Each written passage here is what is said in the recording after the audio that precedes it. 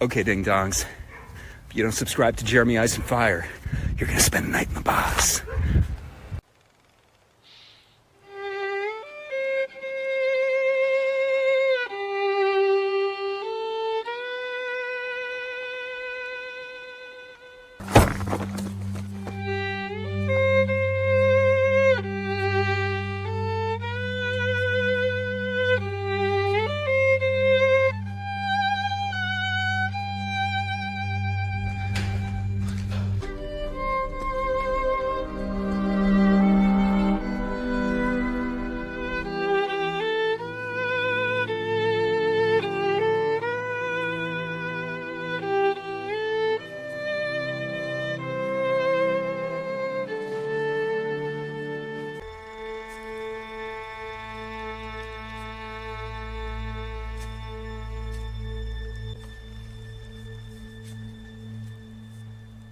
Aunt Cooey.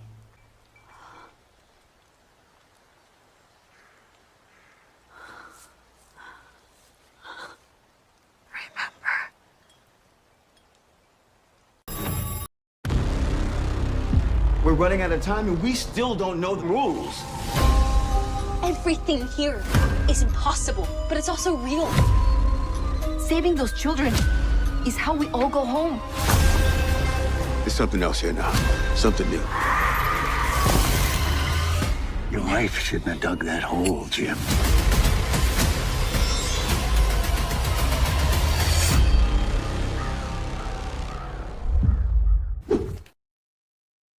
And welcome welcome all to another edition of the Fromville Hour.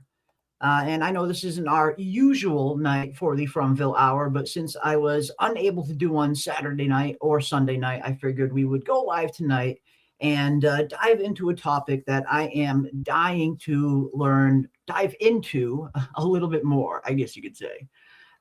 We've talked a lot about up until this point, the season 4 finale, the highs, the lows, and season 4 as a whole. And I think the conversations have been super fun up until this point, and, especially with how polarizing season 4 really was. And it definitely seems to be the most polarizing season we've gotten yet. And that's interesting. Again, that always makes for good conversation. But one thing I definitely want to talk a little bit more about, now that we know that we are heading into the final season, the 5th and final one, the last season, we know the story is coming to a close.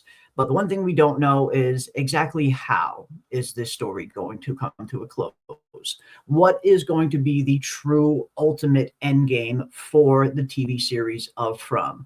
How is this show going to end? Who's going to live? Who's going to die? And everything in between. So tonight, I want to talk with each and every one of you about some end game theories, each and every one of yours, and some popular ones that are already starting to go around. But I want to hear more, first and foremost from each and every one of you.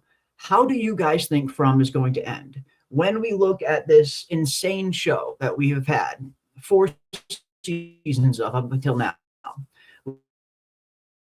with these characters, this Fromville environment, we've come to learn a little bit about the place, but certainly not everything. But at this point, I feel like we do at least have a good enough grasp as to who these characters are, the kind of people they are, and the kind of storylines that they are on heading into the final season.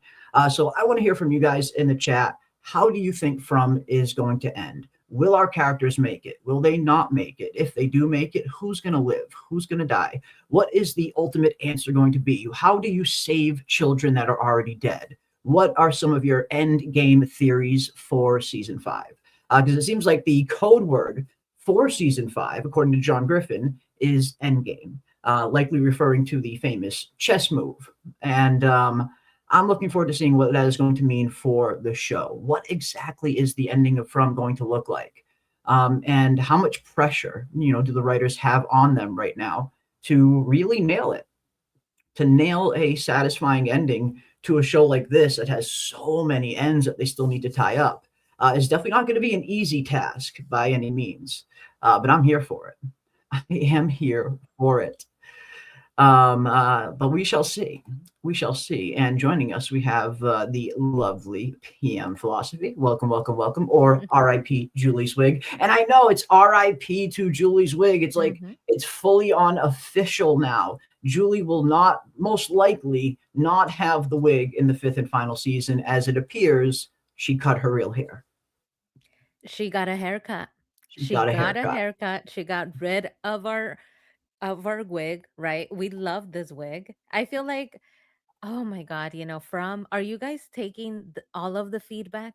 Because it seems like you're taking the bad feedback, giving us the mold that nobody asked for, giving us a better Mhm. haircut. That's not what we wanted.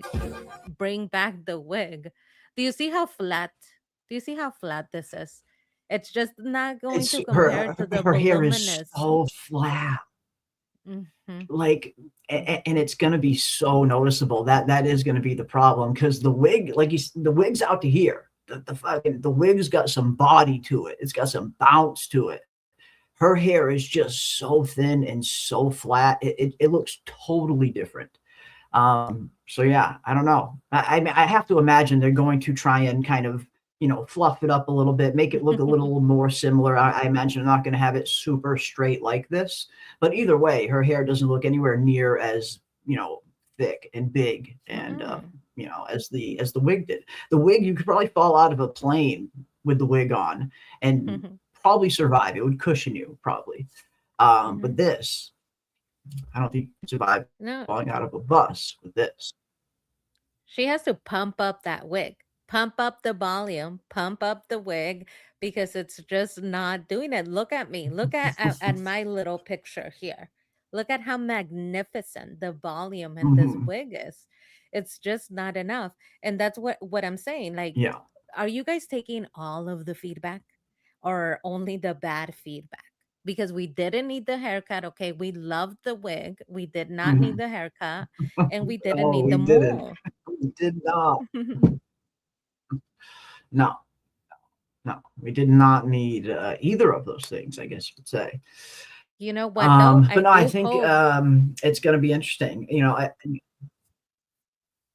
Mm, Oh, I was saying they don't need the wig mhm. anymore, What Jeremy. do you hope? So maybe they could auction off Yeah. the wig. And if they auction off the wig, maybe you could buy that wig for Oof, me. My birthday is coming up, and I would love for I you to would. buy that wig for me. I would. I mean, this is very true. You got a birthday coming up, a wig might be on sale. It might be meant to be. If that wig comes on the market, you best believe I will put in the highest bid for sure. Absolutely. And that wig will be yours. That wig will be yours if I can get my hands on it. But yeah, I don't know. I don't know. I think this is, again, they're going to have to kind of do something to her hair to make it look a little similar, because even the hair color, the tone of her hair is just two totally different colors. Like the wig was super dark, and her natural hair color isn't that dark. So yeah, I don't know if just cutting your hair was the best move here, considering they already started with that wig, and to go from that to this, it's going to look just as jarring as if you would have kept the wig. So at that point, you might as well just keep the fucking wig. But I don't know, maybe they can kind of, bounce it up a little bit, make it look a little closer to, the wig, so it doesn't look super flat. But I don't know. I guess we'll see. I guess we'll see. Fuck me, this show. This show. But yeah, R.I.P. to the wig, chat. R.I.P. to the wig. It was fun while it lasted. It was fun while it lasted. Yeah. I don't know. I mean, if they make Fromville into an amusement park, yeah, you definitely should have a wig float on the Lake of Tears. I 100% approve of that. But at the gift shop, you need to have like replica Julie wigs that you're selling. Like if anyone comes to the Fromville amusement park, they should be able to buy a Julie wig. They should be able to buy a Man in Yellow suit. Like there's so many ways that they could merchandise and market this, show into an amusement park that would be super popular and super fun. So many fucking things they could do.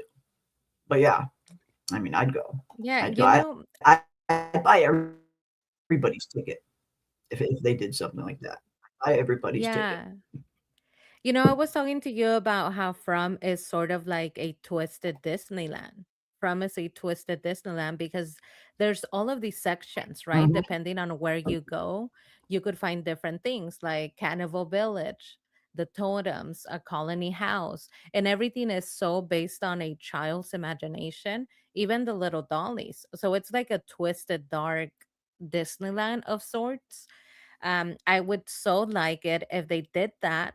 And not just the Julie wig, okay? You could buy that at the shop. So let's say at the gift shop, you buy the Julie wig, you could pop that wig on, walk around. For food, you could buy either cabbage, just raw cabbage, right?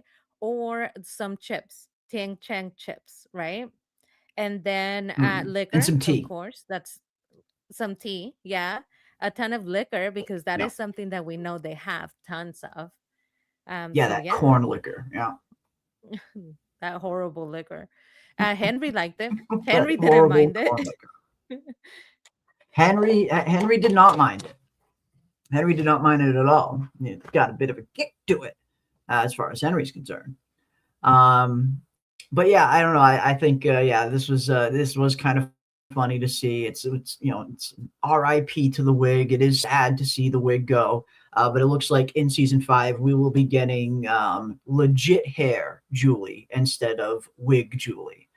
So yeah, I, that's mixed feelings about that. Gonna miss the wig. Gonna miss the wig a little bit. We now know that season 5 is getting ready to start filming. Most of the cast is already up there doing table reads and everything. So the production of season 5 is well underway already, which is good news. They're getting right back to work as fast as possible while summer is here. Get filming done, hopefully within the next 4 to 6 months tops. And hopefully we can plan for a mid to probably late 2027 for season 5 actually hitting our screens, I'm thinking. But I mean, if nothing else, I appreciate that it's going to be a much quicker wait in between seasons 4 and 5 than it has been between previous seasons, at least just judging at the rate that they're moving. So yeah, maybe we're not going to have to wait a year and a half, 2 years this time, guys. It might be a little bit quicker. So I'm ready. I am definitely ready. And now that they are getting ready to start filming, we will slowly start to hear, some more details, information, leaks coming out from the set and from filming. Stuff always kind of trickles down, and then it's a matter of deciphering it, wondering, is this legit stuff or is this just kind of, online generated stuff? But there's always tons of leaks coming out of the filming of season 5 and of all of the seasons. And that's something we'll definitely be covering very closely. Yeah, I mean, since they're doing the reading, it makes me think that they're not really looking at the feedback for this season because they have everything ready to go. They Mhm. started doing the table reading over the holiday weekend. Yeah. I'm guessing there's not going to be a ton of changes. So, whatever vibe they have been on, I'm just wondering, is that the vibe that we're going to stay on? Are we going to hang out for a whole nother season with Sophia Uh-huh. again until the end? So that's the only thing that makes me a little bit Mhm. Yeah. nervous. Me too. That is the one thing that is, a concern heading into the 5th and final season. I really don't want a whole final season of that same Sophia Man in Yellow dynamic.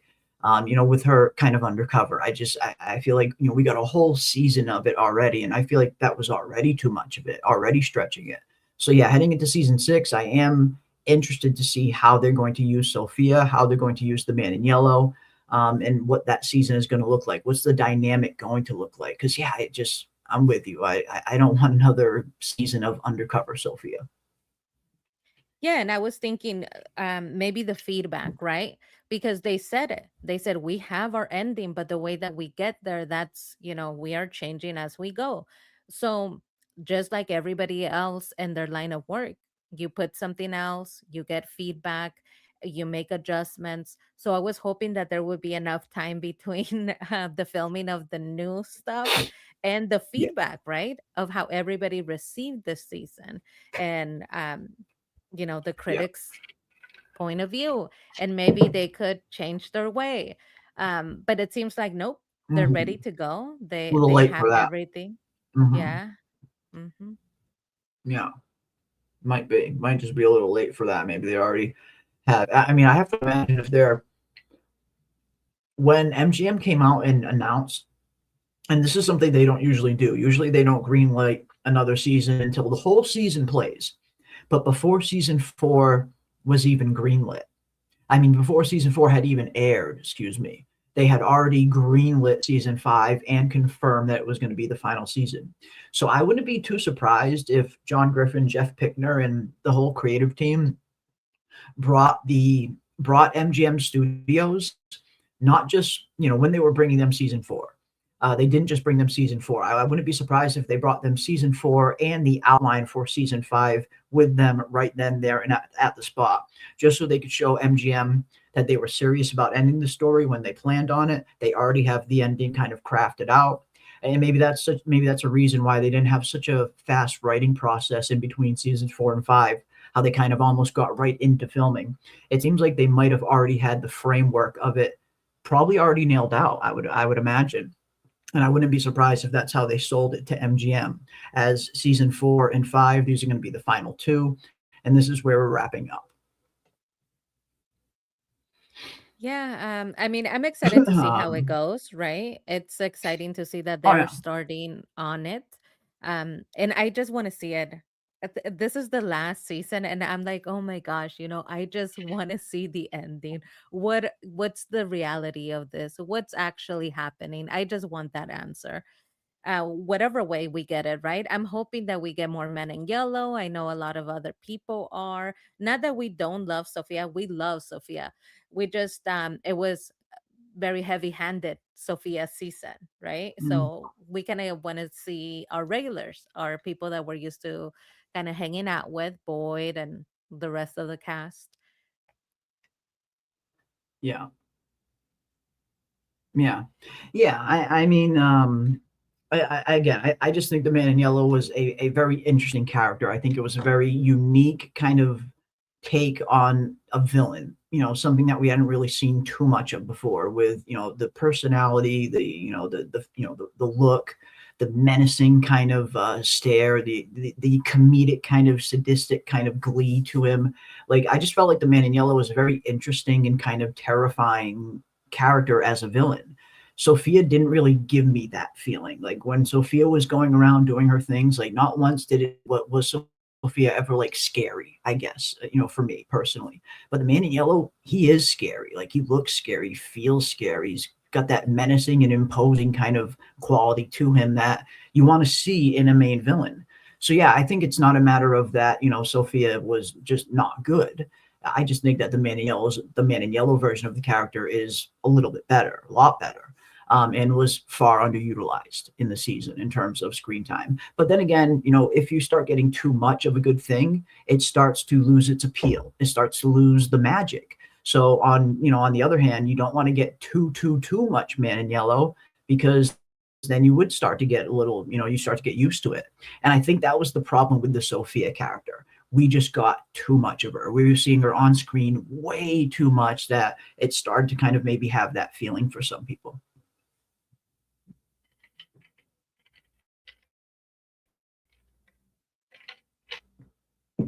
But yeah, I don't know. I don't know. You're on mute. Oh, sorry. Never mind.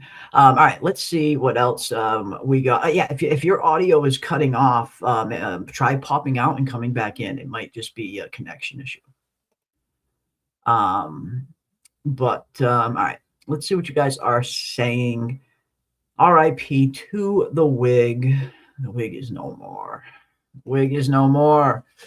It's just so cool to be interactive and to be an interactive audience. The writers are really listening to us. I love it. We are like real Frumly. I mean, it does seem like they do kind of keep their ear to the ground. I mean, when it comes to like the popular fan theories and stuff like that. I mean, I feel like we've seen so many like super popular, like really on the nose fan theories pop up in the show, to the point where it doesn't seem like it's coincidence. It does seem like it's almost deliberately thrown in there. But who knows? I mean, who knows if that's really the case, or if it really is just coincidence? I don't know. But it is very much on the nose at times, like especially with the whole Clara thing. But yeah, I mean, if nothing else, I think the creators are probably aware. They must be aware of a lot of the popular theories that have been going around their show for the last 5 years or so. Absolutely. Absolutely. I think the random train tracks that they shot the RV passing over in the pilot will have something to do with the exit, because they never shoot things like that in this show without revisiting it later. Yeah, the train tracks were always a very interesting kind of topic from, especially in the earlier days, because we see, different versions of that shot. Like, we go over the train track twice. And at one point we see, what looks to be two totally different versions of what that street looks like. On one of them, we see the train tracks, and we see this kind of metal kind of switch box and telephone wires, along the road.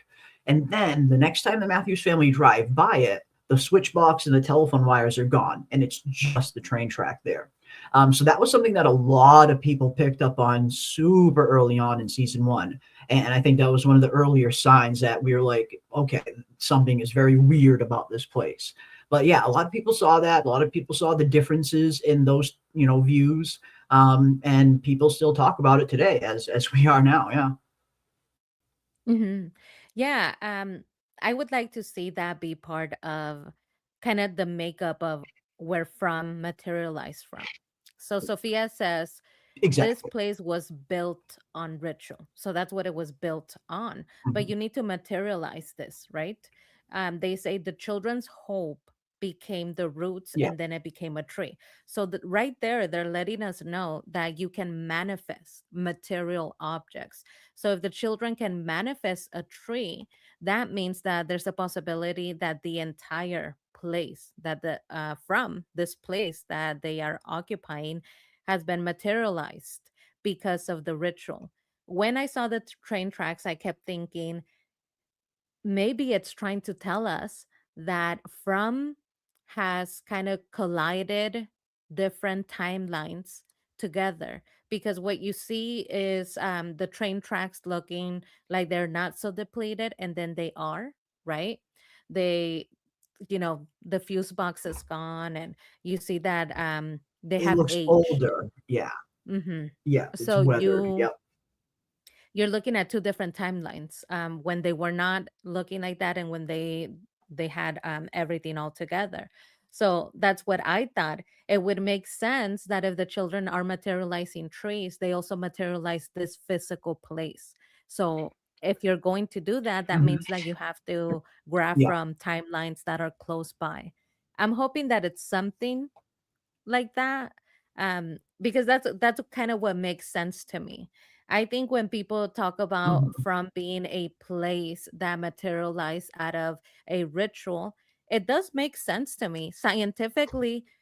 If there is, timelines that are directly next to the one that we're living in, it would make sense that if Mhm. manifestation is a thing, that you could do that, or at least to me. Yeah. No, I think it's when it comes to kind of these parallel timelines and parallel kind of universes, or whatever you like to call them. There's so many. It's so fluid in terms of what's possible. And yeah, I think it's totally possible if that they could go down that direction. Um, but yeah, I think I don't know.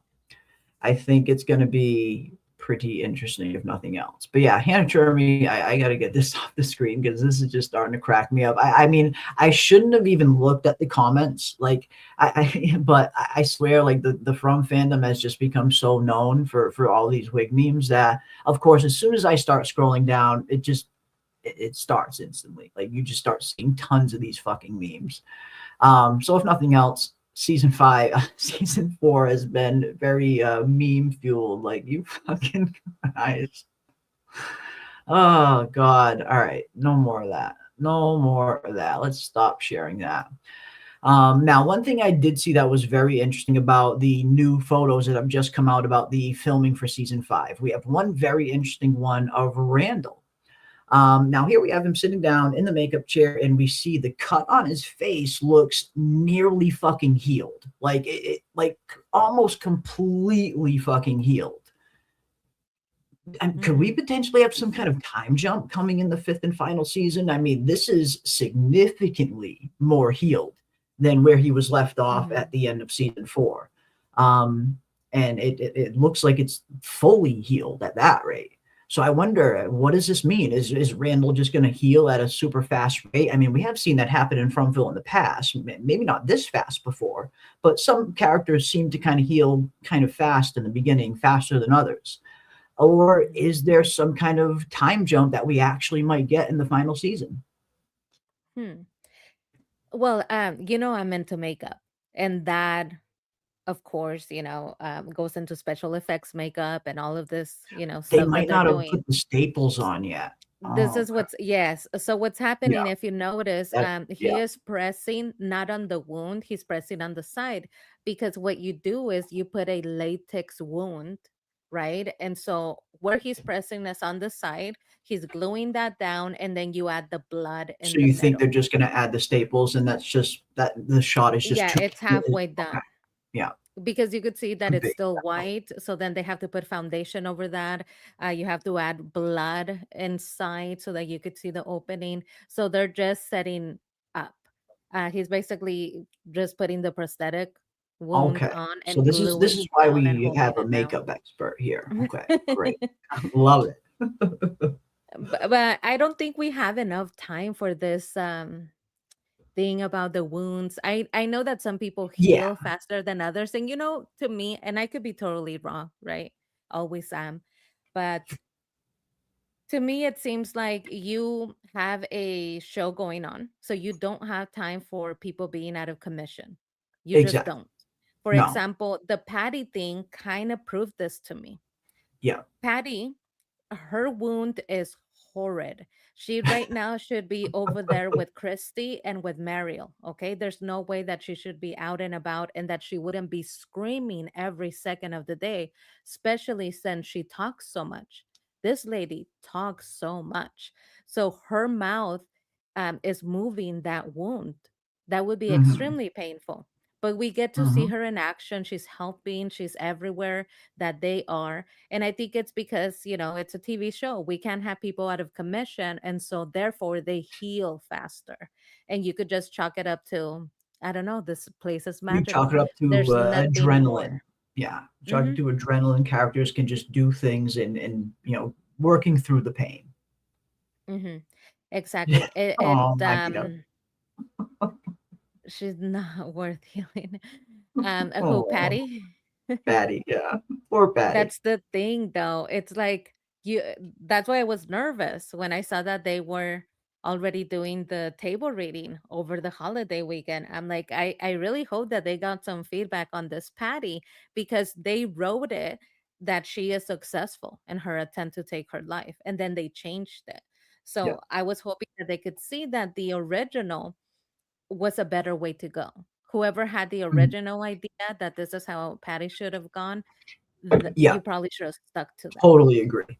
Totally 100% agree. When they told us that, like when they revealed that that was actually the real plan at first, I have to imagine the majority of the audience probably would have preferred that. Not just in the sense that Patty was annoying, but it would have added a little more weight and gravity to that scene where it wouldn't have felt like it was kind of just wasted screen time that could have been used elsewhere in a very, very limited finale. So no, I think it would have been a way better idea if they actually would have had her off herself like they were originally planning to. Yes, you know what? Common sense has gone out the window. Yeah. Of course, this is a TV show. We know this. We know this. We turn on our TV to watch it, so we know it's not real. However, the thing about From that has been very interesting is that it has always been very sophisticated and grounded in a lot of reality. Even though Yeah. things are happening that are not real, like monsters, you have Boyd, who has experience for what he's doing. So season 1, 2, and 3, every time he strategized, you could see that he was falling back on his experience, the experience that he had in the army, right?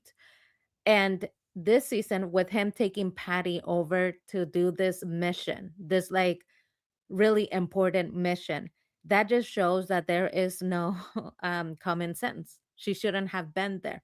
Now, the only way that you could fix that is if she does end up taking her life, so that it could be another example of how when you push people too far or you allow them to believe that they are okay before they actually are, mental health issues are still going to happen. We see that people take their life in from, right? Yep. Have seen We people have do that seen it. before. Yep. It would have been perfect, for me. Mhm. I Me think too. it would have I been think good because then Boyd would have even more of a physical mhm. show that he is losing it, that he's not making good choices. Because that's where we're supposed to be at. We're supposed to be in a place where Boyd has been making bad choices. He's not himself, right? Mhm. Yeah, no, I think it would have, yeah, again, given that scene a little more gravity, and yes, given more weight to Boyd's arc as well, because it would have been, him feeling the consequences of maybe being a step slower, not being, and I think because we've seen that Boyd is kind of dealing with this whole Parkinson's thing, or at least, what seems to be this Parkinson storyline. To the point where it sidelined him in the past, where he hasn't been able to do physical things, where we had seen Kenny take over when it came to kind of using the totems, testing out the totems. I think it could have been a very heartbreaking moment for Boyd in that scene if right at that one moment of Patty grabbing that gun, he wasn't able to get to her fast enough because he had a quick episode of his Parkinson's where he was shaking or whatever the case may be. I think that would have made that whole scene just a million times better. Not just having Patty kill herself, but seeing the reason why Boyd couldn't get to her in time is because he's losing himself physically. It just would have played so well into Boyd's storyline, and I think it would have given him even more guilt that he would have had to deal with, feeling like, shit, if I was my old self, maybe I would have been able to get there in time. Yeah, and she shouldn't have been there. That's the thing that gets me about Patty. Shouldn't have been there to She begin with. shouldn't have been there. Season 1 Boyd doesn't take Patty with him. He just doesn't. Okay? I don't know what possessed them to believe that it was a good idea to take Patty. She's mentally fragile, she's physically fragile. She's not the person that should be helping you with the physical task. So it would have made sense that, she ends up taking her life, but either way, hopefully they get rid of her quickly, right? If they wrote in that she was going to be successful, that means that there is no other plan for Patty. I know that a lot of people were thinking, well, maybe Patty is everywhere suddenly because she will come to play a bigger part. Maybe she will influence the town against Boyd. But they had it written that she takes her life and that she's successful at it. There was no bigger part for Patty. And hopefully Yeah. she's successful. Maybe when we open episode 1 of season 5, Yeah. we are told that Patty was successful in her attempt. Maybe she attempted again. I don't know. Yeah, an off-screen death, maybe. Yeah, who knows? Who knows? I mean, I suppose anything is possible. That's for sure. I did want to stop and just give a quick thank you to Howdy Helen and DA Stella Napster for sending jewels in the chat and hearts in the chat from the gifts. Very much appreciate that. I wish there was a way that I could put those like on screen, like super chats and regular chats. They let us pull right on screen, but I have to actually, happen to kind of see it in my other chat when the little gifts get sent. For some reason, we don't get a notification of it, but I try to keep an eye out so I don't miss any. So thank you guys. Very much appreciate that. Thank you for the gifts. That is very much appreciated. And I owe both of you a whoa.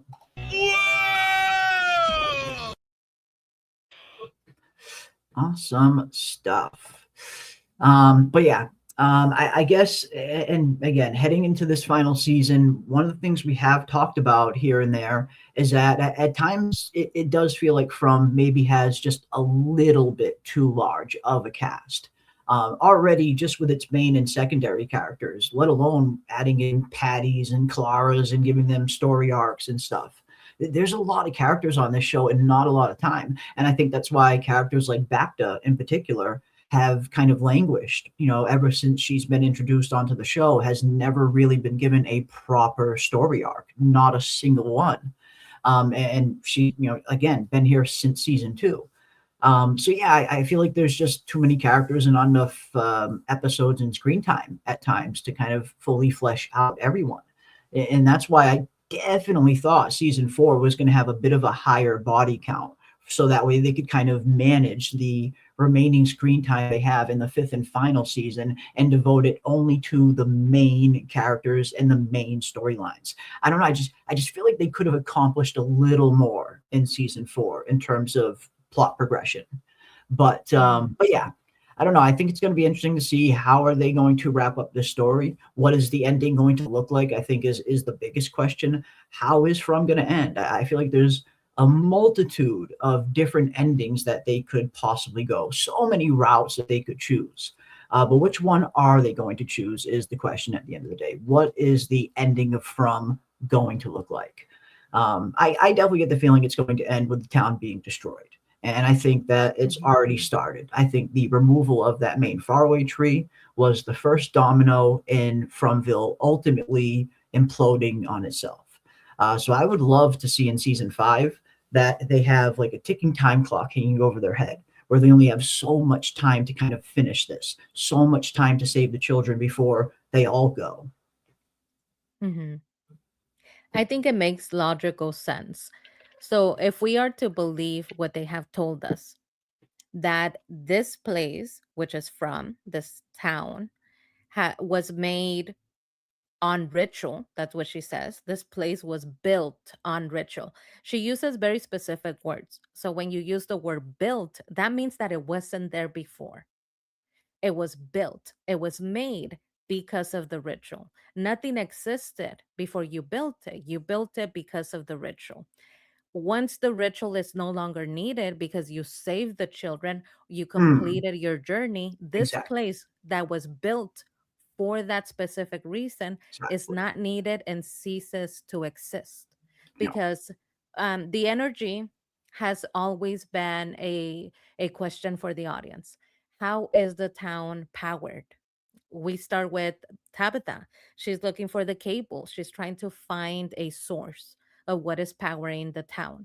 Now that we know from Sophia herself that From was built on ritual, that means that part of the architecture of the town, which includes the energy, goes back to this ritual. The children, right? Yeah. When they Yeah. are saved and the children are no longer trapped there, the children are no longer powering the town, and all of the souls of the people that have passed there cease to be there, the town ceases to exist. It would make logical sense to me. Me too. Me too. I think it would be, I think if you're finally going to get to the point where you're going to break these cycles and really save these children, doing that and leaving Fromville standing just seems like a story incomplete, a job incomplete. I definitely feel like if they are successful, yeah, it almost kind of has to end with this place being kind of destroyed and, or collapsing in on itself, as we see that it is shrinking essentially. So yeah, I could totally see that. Could totally see that being the case, that this show might end with Fromville not standing anymore. Mhm. Absolutely. Yeah. When she's used the word built on ritual, I think she gave us right away the answer. This Yeah. was not here before. It is here Yeah. because of the ritual. It looks weird and it looks off, and there's things that are missing because it was constructed from this ritual and it's not a real place. There Yeah. was never a motel. There was a motel sign. Things are not adding up Yeah. because it was a place that was constructed out of a ritualistic practice. So some of the things are not actually functioning. There's no hotel because it's not a functioning place. It was only made to host the people in the town. It Mhm. would make perfect sense that it just implodes on itself. Now, Yeah. remember, we talked about this in a live stream, but I always come back to it. I like the idea of the souls of the dead people powering the electricity and Yeah, me from. too. I like They that. Yeah. have electricity because like Jade said, energy cannot be created or destroyed. You can only change it, transfer it, put it elsewhere. So if Yeah, it stops being in a human living body, it cannot escape from, but it must be transferred into something else. It would make yeah, sense to me that it would be transferred into appliances, into what is absolutely. powering the lights, what is powering the phones, everything, the refrigerator, whatever they have at home. And when Yeah. those souls exit, when they're able to leave this place, the power will go out as well. So everything is going to stop Yes. working. No, I ever since we first, you first brought that up last time, I thought that was a great theory. I thought that it fits. I feel like it would explain the electricity very well, and it just fits. I just think it's a really good one. Yeah, I mean, I like it. I feel like when Jade mentions that, Mariel gives us the second part. Jade lets us know the theory of what happens with energy, and Mariel gives us the second part, which is that even if you die here, you don't get to go anywhere. So you die, but your soul, your energy is trapped here.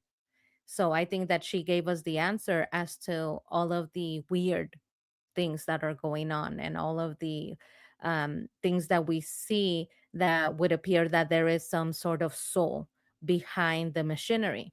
Yeah, I absolutely. always thought, so if we go with that idea, right? I always thought that the jukebox in the diner was powered by the souls of the dead people.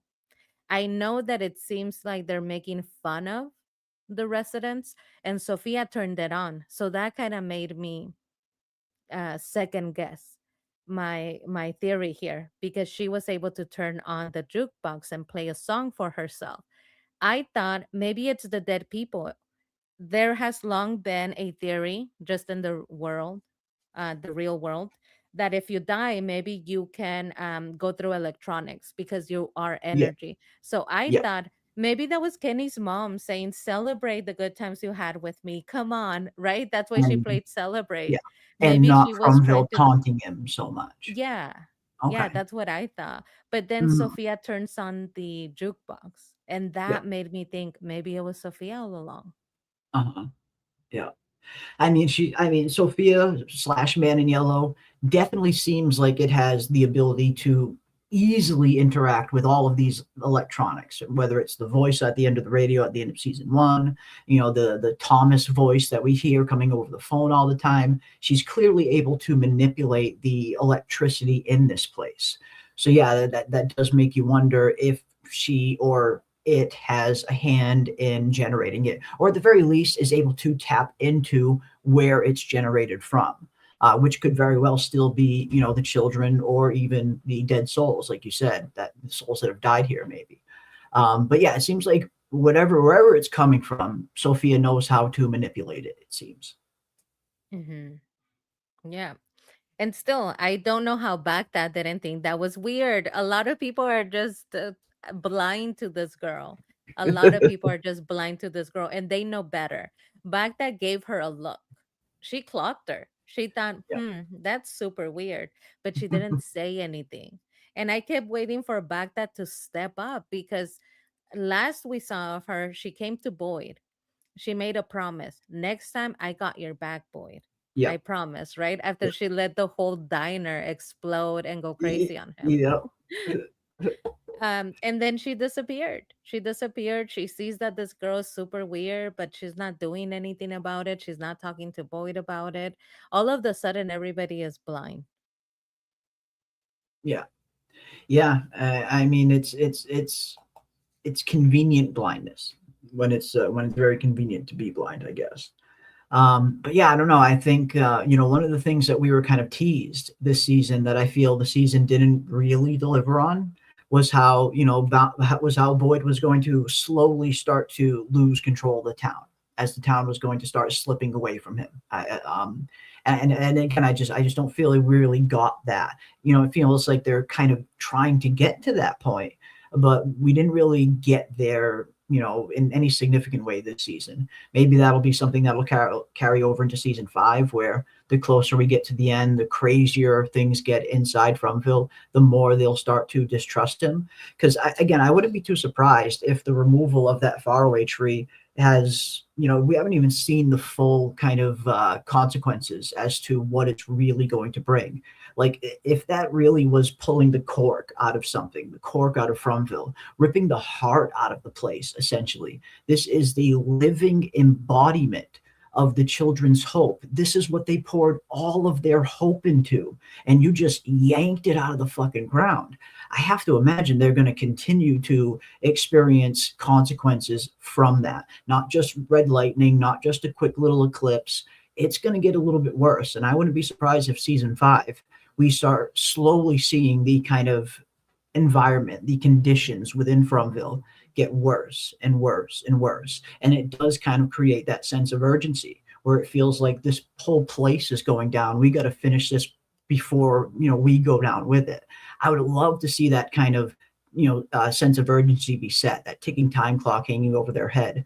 And for them to realize the huge mistake they made by ripping out the children's hope, essentially. So I have to imagine it's going to have a bigger consequence in season 5, pulling out that faraway tree. I feel like the consequences aren't done. No way.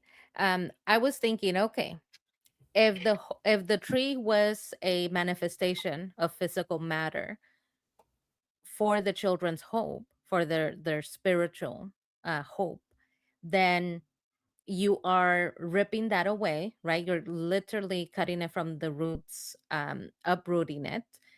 They're going to lose hope that you're able to save them. However, it seemed like the boy in white was very hopeful. He was like, hey, they have the bones. Yes, but they don't have the tree. So you kind of took something away, but you do have the bones. I think that still could give the children hope. I would like to see, and I don't know about the budget, right? I always keep thinking about the budget. Is this realistic? Ever since we saw fire mitts, using those oven mitts, I'm like, the budget. I'm concerned about them. I'm like, there is And a the budget issue suit, here. how much it Yeah. just completely looked like a dude in a fucking suit as well. Exactly. Exactly. But what I would like to see is the place malfunction.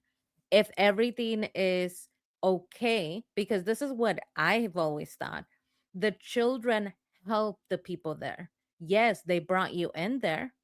They brought you in there because they're calling for mom and dad, and you happen to have maybe skills or tools that would be helpful, and you're at a crossroads. They'll bring you in. They want to help, right? So the food, the livestock, everything that is pleasant and good is given by the children. They're trying to help you figure things out. They're trying to help you survive and live. Now that you remove their tree, maybe the weather starts going crazy. Not just getting an eclipse, right? Because that seemed to be an eclipse, but maybe more rain and the weather going crazy. But I don't know about the budget. Like I said, that's where I'm thinking it has to be a little bit realistic, whatever's going to happen with this tree, because I don't know if we have the budget to show all kinds of weather. Yeah, it depends. It depends. I don't know.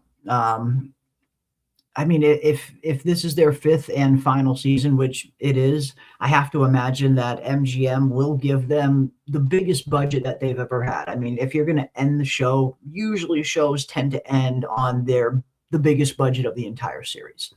How much bigger will that be? Who knows? How much flexibility and room will they have to kind of do like these big spectacle CGI scenes? I don't know. I suppose it's possible, definitely. But yeah, I definitely don't think it's going to be over. I feel like the consequences have only just started. We saw this, the devastation that it's already wrought, this energy that is released from the roots, from where the roots were, turning the sky red for a little bit, and I call it red lightning, but yes, it came right from the cave. And one of the things that it reminded me of was the red symbol on the cave, the way the lightning kind of shot up and kind of flew into the sky. I started to wonder, is this the real kind of representation of this red symbol? I don't know, very similar in color. But yeah, what did they release into the atmosphere is the question.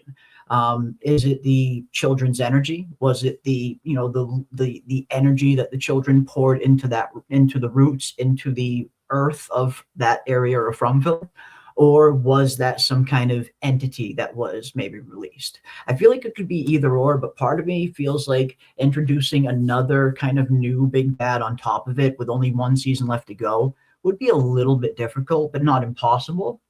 So yeah, I want to see what the full consequences are, because I feel like whatever was released, we're only seeing the beginning of the true devastation that it's going to cause, whether it's something that was released or some, you know, some other kind of entity or just some kind of energy.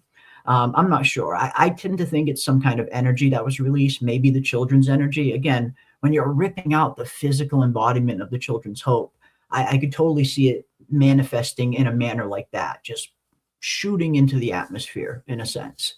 No, I want to see what else it's going to do, because I definitely get the feeling it's not over. I feel like whatever shot out of that cave, it's only the beginning to, you know, in terms of what it's really going to do. Mhm. Knowledge comes at a cost, you know. I In always thought with the red lightning, what it seemed like to me, Mhm. from what Sophia said, that they built this place on ritual. No. The ritual didn't go well, okay? Because if the Mhm. ritual went well, then you kill the kids once and you don't have to wait around, hang around to see if they're saved or not. You get to consume their soul. You get to take it for yourself, right? You give something, you get something. So it seemed like the ritual went wrong somewhere along Mhm. the way, because the children were told a story of salvation. Sophia didn't get what she wanted, or whoever was making the bargain Yep. didn't get to complete the bargain. So now everything is at a standstill. Everything is hanging up in the air. Everything is at a standstill. That's why the weather wasn't changing, and from everything was on pause, just waiting, right? Because the children had this hope. You remove that hope, it seems like not only do you destabilize the physical place, but it Exactly. makes me think the binding agent. There has to be a binding agent to keep everything together from Yep. changing into fall, summer, winter. Victor tells us this place never changes. That Yep. binding agent, I think, was the children's tree. You have Yep. removed that. So now that you Exactly. remove that, maybe this place is going to start um, disappearing, Literally shrinking. destabilizing. Literally Exactly, starting to without you control. even getting an opportunity to get to the lighthouse, because you Yep. remove what was keeping this place at a standstill. The children, I Exactly. like to think of them as putting a pause on the ritual. The ritual was supposed to consume their souls, their life force, but they were so focused on salvation, they manifested a tree. So I think they put a pause on the whole thing, and now Mhm. you just remove the And pause. now you So just now it's ripped you it. you Yeah. hit play, you just hit play. You hit Yeah. play on it. No, that's an interesting way to look at it.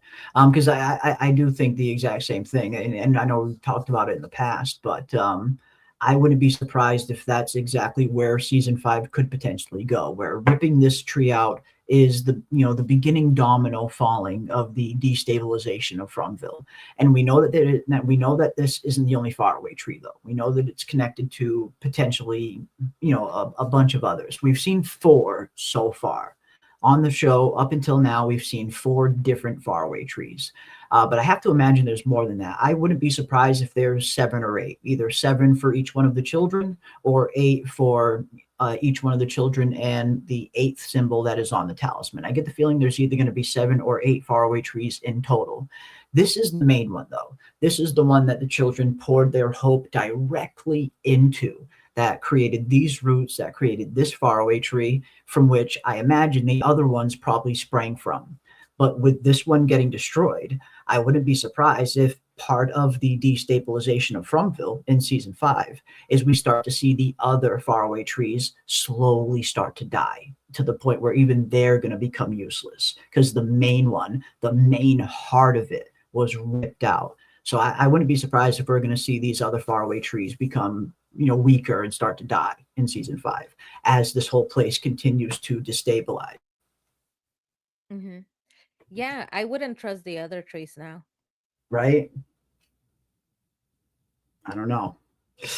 I don't know. I feel like if you're ripping the main one out and the others have to be attached to this main one, considering this is the main one the children made. It's just a theory, but I have to imagine the other ones were born from this one. So if you're ripping out this one and you're killing this one, you would think that the other ones would be affected as well, maybe slowly, which is why I could see them maybe slowly start to die. But I have to imagine it would affect them as well. But we'll Hmm. see. Yeah. We shall see. I like how the chat is clocking Sophia's outfit and the fact that she never changed. Yep. Everybody gave Elgin so much. Smelgin Elgin. Exactly. I think we just attacked Elgin for not changing. Smelgin Sophia's Elgin and doing it Stinky too. Sophia. Stinky Sophia. Stinky Sophia, yes. And That's mean. I didn't her mean that. fingernails were dirty too. I clocked that when she grabbed that egg. I looked at her fingernails. There was dirt under those fingernails, okay? She is a stinky girl. Um, Well, the man in yellow is digging up suitcases from the fucking woods. that's true. That's true. That's why she had the dirty nails. Mm. Good eye. Good eye. Shit. But yeah. Yeah, are there 8 faraway trees and 8 kids? Is it 1 per kid? That's what I'm wondering. I'm wondering if there's either 7 or 8 faraway trees. Now we know that there were 7 children, 7 stones. So I wouldn't be surprised if there were 7 trees to go along with the 7 children. But then again, we also have the talisman that seemed to have 8 symbols surrounding the Jade and Tabitha symbols, which makes a lot of people wonder if that is a representation of the children plus 1 more, which many think are the boy in white, which you were talking about as well, PM. You brought up actually. So yeah, I get the feeling for those 2 reasons, I wouldn't be surprised if there's either 7 or 8 faraway trees in total, 1 for every children, maybe for every Mhm. child. Yes, I think that there are 7 Nkui children. The 7 children, they hang out together. When we see them, they are holding hands, they are with each other. You could see that the same thing happened to all of them. You see the boy in white. He's wearing the same sort of outfit, the same sort of clothes, the same style, but he is clean. He clearly didn't go through the ritual. They didn't get him for some reason, right? And Mhm. he's also presenting as a child. Now we Yeah, know they're ancient, so neither of them are children. They died a long, long time ago. They are ancient. The boy yeah, in white is not a child.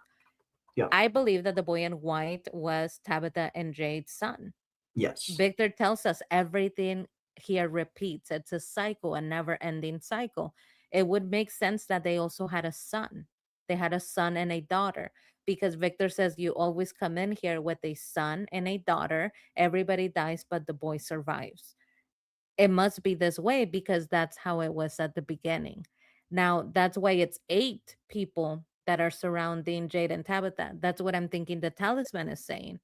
Um, you're not just saving the Ankui children's souls, you're also saving the boy in white. The boy Yeah. in white hangs around because of what has happened to these children.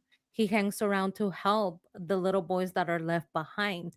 That's why he approached Ethan as soon as Ethan got there. And that's why he approached Victor when Victor was alone. And that is why he knew there are 3 things that you have to follow, out of which Because he went through it loneliness. himself. Yeah. Yeah. And he said, out of which loneliness is the worst thing. Why would he know that? Because he's alone. Look at him. He's always alone. He is Yeah. never with the other children Hmm. because his fate was different. So you're saving the Yankuis and the little boy in white. You're saving all of them. When Tabitha goes up to the tower, she hears Ankui, Ankui, but she doesn't see the children. She sees the boy in white. I think that that also could be a foreshadowing that he is just like them. Where you see him, it's the same thing, right? Hmm. Because the children were not there, but she heard them. And Yeah. yeah, I think that he is Tabitha and Jade's original son. And I like that theory. I think you were the first person I heard come up with that theory that I've heard anyway.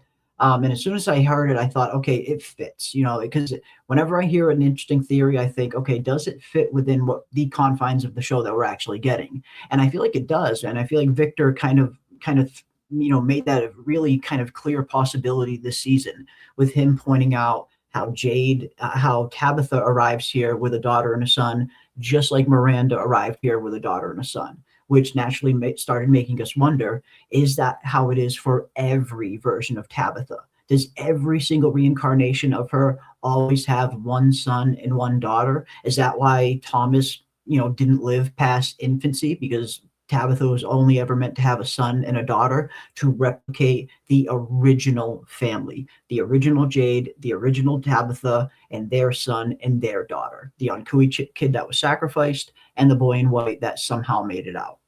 No, I just feel like it fits. It kind of would answer a lot of interesting questions, and it would make some pieces fit pretty well if that was the case. Mm-hmm. Yeah, and here in the chat, Christopher says, Sarah told us I don't think he's actually a little boy. Well, Yeah, none of them are. The Ankui children are not children. Everything is they're ancient. So centuries really, old. they are ancient They're entities, not all of them. really, yeah, they're not really. And I think that's what she meant by not really little boys. I don't think she meant anything other than they're really old. They might look like little boys, but they've been alive for centuries. I think that's what she meant. Mhm. Yeah. It is this ancient entity. So that goes for the Ankui little children. But they Mhm, told us everything here is a cycle. It repeats. It happens over and over again. mhm. Now, when they said for Tabitha is worst, I do think that having a child that survives after you die, your daughter dies, everybody will die with you. That is worse. That is That's way scary. worse than what will ever happen to Jade, because Mhm. Jade gets to come in here without any children. She has to see this happen to her children over and over again. And Okay. it's Yeah. many different generations of children.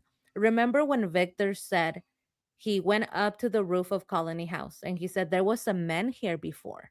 And this man, he tried to help everybody, but he only made things worse. So he threw himself. That was Mhm. the previous Victor, that man who was trying to help. That's why Victor was literally stepping in his shoes, and what that man must have seen or thought of at that point. He went up to the roof, and I think it was to show us we are the same. I am this man. I'm trying to help. I don't want to make everything worse. And I think that that applies for the boy in white. A lot of people were asking, why doesn't the boy in white help? And he has told us the same thing that Victor says. I tried to help. It only made things worse with Christopher. Maybe you guys need to see it for yourself. So we hear him have the same sort of attitude that Victor has, where he has info, he could help, but he kind of holds back because he has Mhm. had negative experiences with trying to help people. Yeah. Yeah. I mean, it would fit the pattern of, the boy in white probably tried to help multiple different kind of cycles throughout the centuries, I would imagine anyway. And yeah, we've seen Victor, maybe at one point Victor was a little more forthcoming. Maybe he wanted to help out a little bit more at some point, and tragic things continued to happen to him, as he kind of does describe. Anytime, someone would go looking for answers, anytime, people would talk a little too much about these things, this place would always push back. So yeah, I just feel like it would fit the pattern in terms of what has been set up. And especially now that we do have the confirmation that the only reincarnated characters and the only character arcs that are 100% kind of repeating are Jade and Tabitha and their children. Everyone else that is on the show, everyone else that has been brought into Fromville every cycle are just, happenstance. They don't have any connection to previous people being here. Similar, character types are brought in, but that's kind of where the similarities end, similar characters. But when it comes to Jade and Tabitha's children that she brings in, those are almost, direct, not replicas, not reincarnations, but it does seem like it is heavily repeating, where it's potentially always a son and a daughter. So I just think it's an interesting theory, and it could explain a few different things in one fell swoop. But who knows? We shall see. We shall see. Yeah, Tabitha and Jade said they tried to stop it. I think they did that. I think when they did that, they managed to save the son, but couldn't save their daughter. That is a possibility as well. I mean, it seems like, when Jade and Tabitha tried to do this, we know that they failed. But clearly something happened that to the point where they were able to kind of have some kind of arrangement, some kind of bargain made where they became reincarnated and came back every generation over and over and over again, probably in hopes of saving the children. So that tells me they might have failed the initial ritual at trying to save the children, but they survived it, at least for a little bit, enough time to make a bargain with perhaps the same thing that made the bargain with these parents in the first place, maybe. Although I do like the theory that the original Tabitha was a witch. And she was the one who found the bargain. And she was the one who put the spell on her and the original Jade so they could kind of come back over and over again. I do like that theory as well. But either way, it seems like they survived. They had to at least survive in order to have something happen to them where they became reincarnated over and over again. So yeah, did they fail to save the Ankui child, but maybe potentially successfully saved their son, the boy in white, and managed to kind of make some kind of bargain for them and him? Maybe that's possible. But we definitely need some answers. We really need something. We have gotten 4 seasons up until this point, and we haven't gotten a single answer on the boy in white and who he really is. So it's time to reveal yourself, boy in white. Who the fuck are you? No, he's gonna stay in the bushes until the He's gonna last stay episode. creeping in the fucking bushes. Stay creeping like, in them "This is what I fucking do." bushes. It was very cute when he was little and he was creeping in the bushes and Yeah. pointing with his little finger. Very cute Mm. because he was tiny. But now that Yeah. he's a big boy, it's a little It's not scary. it's not so cute anymore. Not so It's cute not anymore. so cute anymore. Stop hiding in those bushes. I love how Victor told them, "Get out of here. This is a This private is moment." private. This is a private moment. He's like, "I don't have time for eternal ghosts right now. This is private." That was so funny. It's like you never see him. You keep looking for him because Victor is always looking for him. He doesn't get to see him as often. That's why he was asking Ethan, "Oh, you've seen him? I haven't seen him in a long time, right?" Mhm. And when he does finally show up in the bushes, Victor's like, "I don't have time right now." I got no time for your bullshit. Got no time. And No then he time gets for him this nonsense. arrested. Especially not if he gets him arrested. He did straight up get him arrested. Like, that was fucked up, man. He did. He straight up got him arrested. Got him And then pinched. he's like, "Not my problem. Not my problem." Totally not my problem. I got my own shit to deal with. You're on your own, Victor. You are on your fucking own, pal. It's fucked up, man. Poor Victor. Poor Victor, as boy in white just creeps and watches from the distance as Victor gets yoked up. I have to imagine the boy in white saw this. I have to imagine the boy in white Yeah. knew this was happening to Victor, and he still didn't reveal himself and tell them why they shouldn't pull down the tree. So at this point, it's like, fuck you, boy in white. You didn't try nearly hard enough. Nearly Yeah, he fucking hard was enough. out there in a bush. See Out that there tree over there creeping on in the a side? fucking bush while He Victor's was getting watching as pinched. Victor got arrested, as Victor was put on the floor. He was in that bush, just like, Man. like I told you that did you tell him it's important? Maybe you missed that part. Tell him it's important. Tell him it's important, Victor. I'll stay right here. Yeah, I'll tell them. They'll certainly fucking believe Okay. you. They'll believe your ass. Fuck. Victor better get a huge apology. He Oh, better get a huge You apology better get from a the entire massive group. apology. Okay, because they were wrong for that. They asked him for help. We have been harassing Victor to give us information. He finally is like, "Fine, I'm gonna give you all the info." He gives us the info and he gets arrested for it. That's Mhm. why he wasn't helping. That is exactly why. So I hope that Boyd comes back, Jade, Tabitha, even Patty Melt owes Victor an apology. Everybody Yeah. that went on this mission better apologize to Victor. Mhm. Especially Patty Melt. Patty Melt owes the whole audience an apology. But yeah, I don't know. Boyne White is just he's just that creeper, just creeping in those fucking bushes all the time, just watching and waiting, not helping at all. But this is also a question that I and it's, you know, heading into the fifth and final season, it's smaller questions and smaller mysteries like this that I do wonder if we're going to get all of the answers to. Like, why are the monsters dressed in 50s, you know, style attire? If they were original settlers, because like you said, that would make them centuries old. You know, who knows how many centuries old, depending on when this really started. If the 1506 date was the the origin point for it, that's multiple centuries that they've been around. So yeah, how come they seem to only be in these 50 style attire? Do they just not upgrade their clothing that often? Maybe. I mean, I suppose that's possible. But I don't know. A part of me wouldn't be too surprised if we didn't even really get an answer in terms of why they specifically are dressed in 1950s attire. I hope we do, but I wouldn't be surprised if this is one of those smaller answers that kind of falls by the wayside. You know what, Jeremy and Joy? I don't think that's a small question.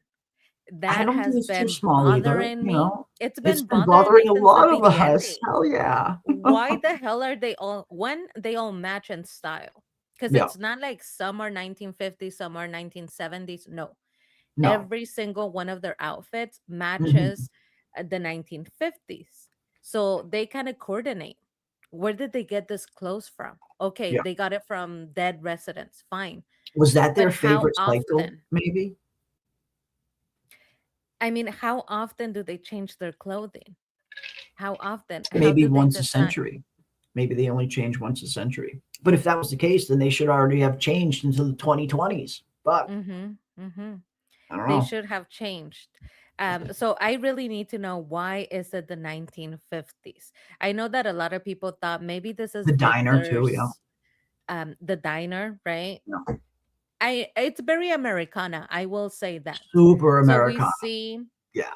there is an American flag that is waving. It is in every single one of the intros. Yep. And they Yep. told us there is a map of the US, and they say everybody comes from the US, different places in the US, but all of it is the US. So when you think of the US, Americana goes with those 1950s. We love the 1950s, right? The diner, we have diners that are styled like that even in 2026, right? The clothing, right? It's iconic. You have people that still like to dress like that. So I could see why it would be connected, because it goes with the vibe and the style. I just need to know from the monster's perspective, why the 1950s. They did have a TV down there.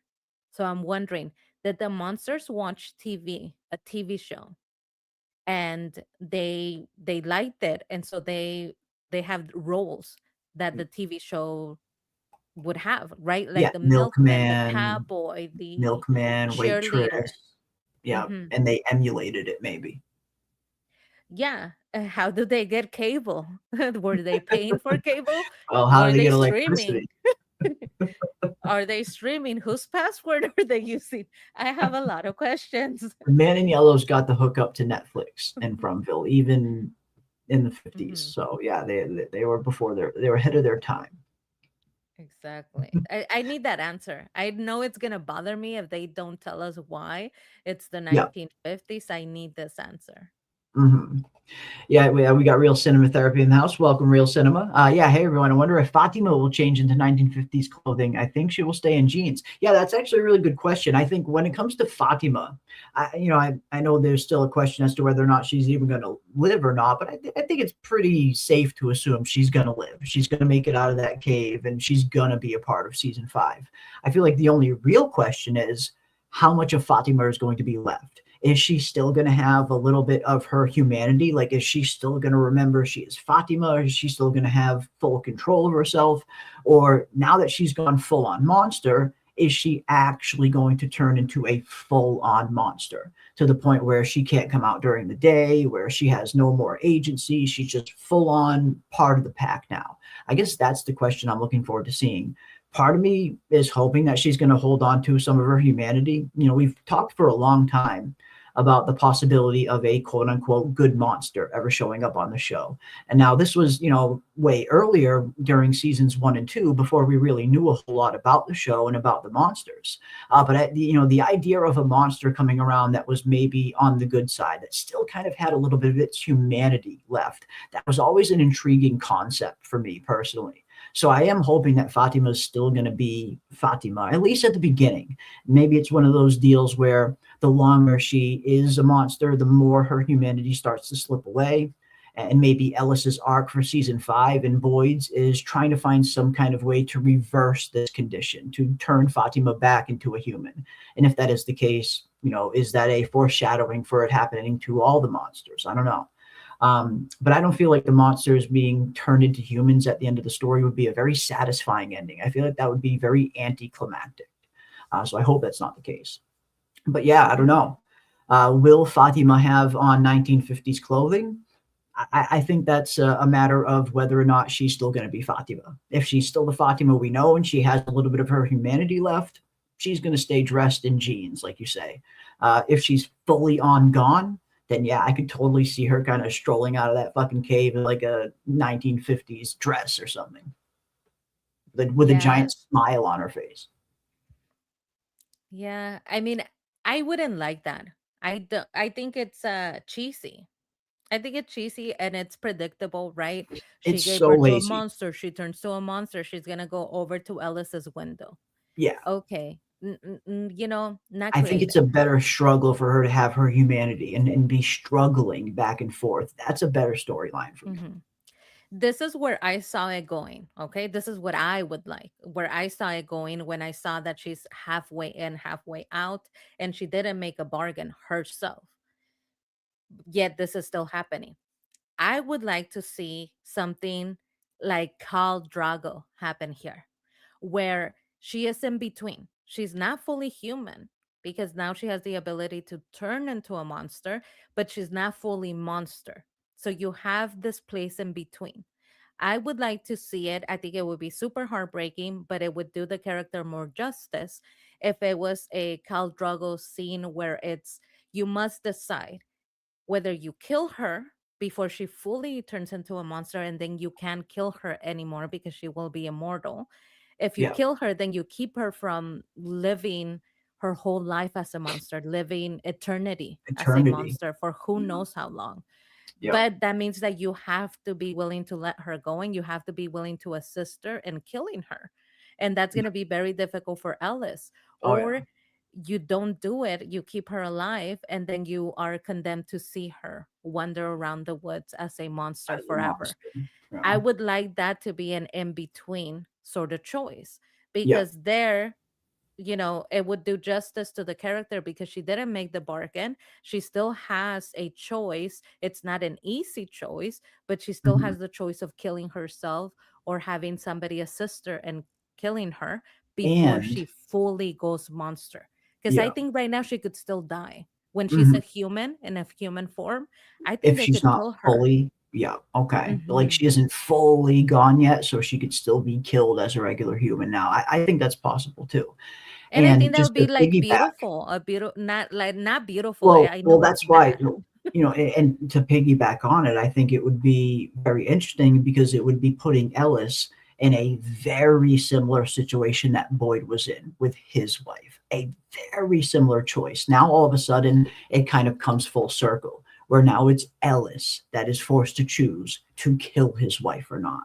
I think that would give him a very interesting perspective, considering how harsh Ellis was to Boyd after that happened, how long it took for him to eventually forgive him. I think if Ellis were, to put himself in those shoes and actually have to feel what Boyd felt, I think it would give him that different perspective. And I think that would be a huge moment for him and Boyd.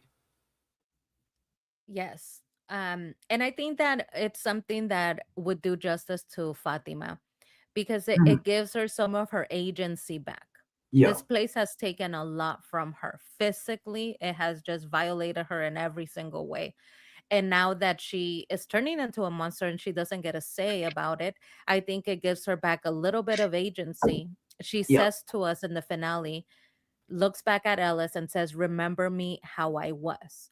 So Mhm. that tells me that if given the choice, she probably would want to die before becoming fully a monster, becoming something that she is not, having to be like them. So I don't even think that Ellis would have much of a choice. She would be asking to be assisted in dying before she has to wander around. That's what I would want. Uh-huh. Um, but I would like there to be something like this to explain away the Fatima storyline, Uh-huh. because she wasn't given a bargain. So this is where Sophia could come in. Do you want to turn into a monster? You could live forever. And if you don't, then you have to kill yourself. You have to die. Because that's how she makes bargains. When Elgin didn't want to agree to her bargain, she kills you. You kind Yeah. of don't have a choice. It's either death or her bargain. So I would Mhm. like to see a similar thing happen with Fatima, where it's either death or the bargain. Mhm. Yeah, I think that could be an interesting choice. An interesting choice.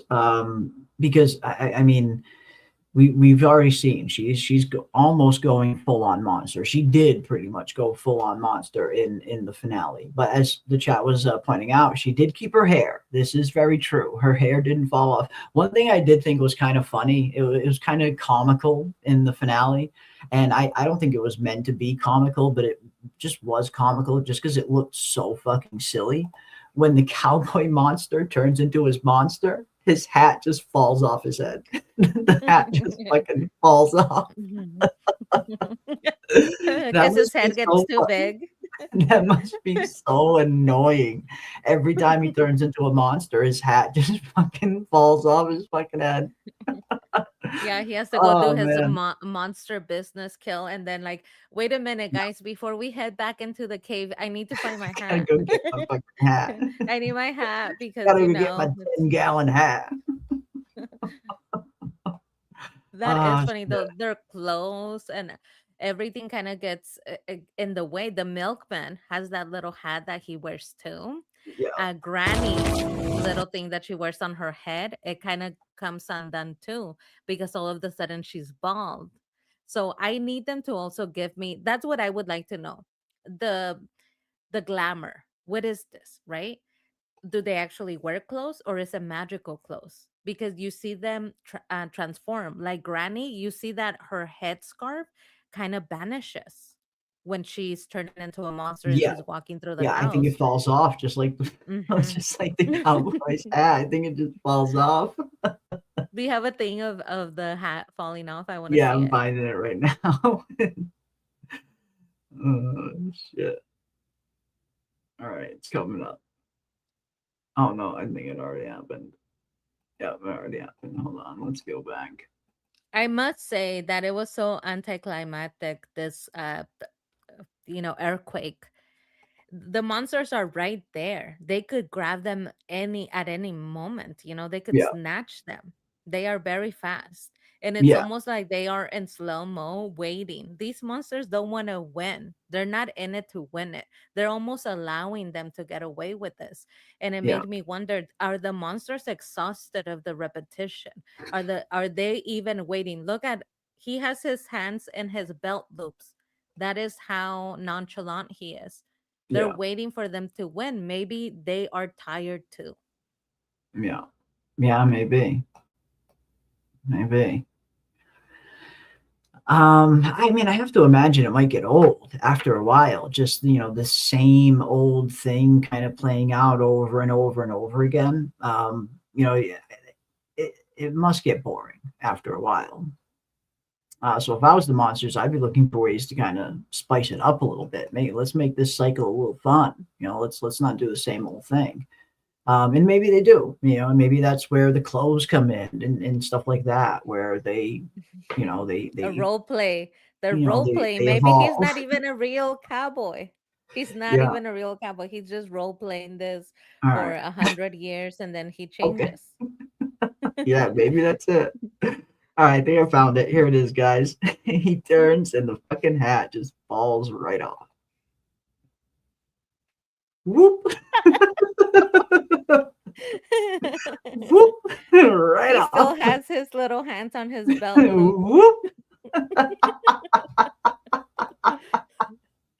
But then he has it back on when he's chasing them. He has it back on, so He he must must pick it like back stop up. and pick it up. You noticed the hat too? That's fucking hilarious, right? Like I don't think I noticed it my first watch, but on my second watch, I remember getting back to the scene and I remember just laughing my fucking ass off at seeing that hat just fall off of his fucking head like that. I'm like, holy shit. I mean, it's one of those moments that probably wasn't meant to be super funny, but it fucking is super fucking funny. I mean, like, it's comical. It's fucking comical. It's like it just falls right off. Bloop. It's because There he his goes. head gets bigger. His head gets too big for the fucking hat, literally. It just pops right off. And he always Bloop. finds it though. He always finds it. He That always means, gets it back.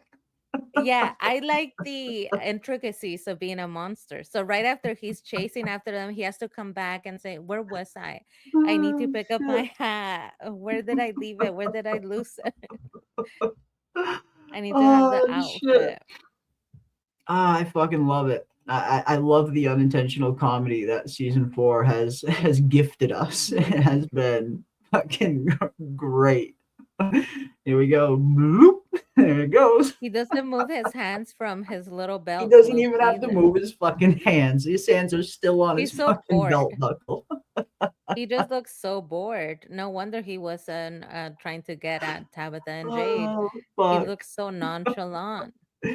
He don't give a fuck. He don't care at all. But yeah, he always goes back for the hat though. He does care about the hat, or Yeah. he would leave it. He always goes back for his fucking He's hat. like, "Wait, guys, before we head back, I need my hat. Gotta I find think my I left it over 10-gallon there by the cowboy bone. hat. So wait a minute. Oh, here it is. Okay, let's go. I'm Bloop. ready.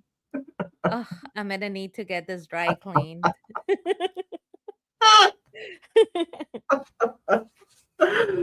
Oh shit. Oh my god. That's too funny. Boop. Mhm. You know who the sloppiest monster is? You know that mechanic monster? Oh, He's fuck. the Yeah. sloppiest one. So the Mhm. cowboy is like very put together. He always kind of, he's on acting his role. But you know that monster, the one that's a He's all mechanic? disheveled. Yeah. He's the most disheveled, more He's all sloppy out of all of them. All of them keep it together. He's always just laying around and he forgets to put his face on. He's like halfway. He's like, he has his monster face and he's laying around, right? Remember when the shopping lady makes him set up a picnic? He makes him yeah. move the table, put Miranda's sweater. It's like they made him do all the work and he was so exhausted. He just like fell asleep there in the corner. And that's when Henry's down there. And Oh, poor fuck. guy, he's so exhausted, he's sleeping. This mechanic monster, and Henry flashes his flashlight, His flashlight right in his face. and he's like, "Ah, ah." Oh fuck! He's I like, still "God love. damn it." I still love the fucking scene. I mean, I know it's a Patty scene, but I love the scene when they're in the van with Patty and they get to the point where the monster's on the side of the road when they drive by it, and the monster's like trying to stop the fucking Yeah. car, like all fucked up, like trying to grab onto the fucking van. The unintentional comedy that was in this fucking finale was fucking gold. It was just gold. Mhm. Yeah, he was just excited for Toy Story 5. He was. He really was. Yeah, at least they don't lose their clothes. This is A Yeah. plus. And thank you. I mean, we try to make it fun. We try to have fun with this stuff because it's funny. I mean, it's funny. Like the The intricacies of being intricacies a of monster. being a monster. You gotta keep it right. You gotta shit. keep it tight. It's like, listen, we gotta be in formation. You have to look good. Your dress and your outfit has to be on point. That Texas 10-gallon did him no favors.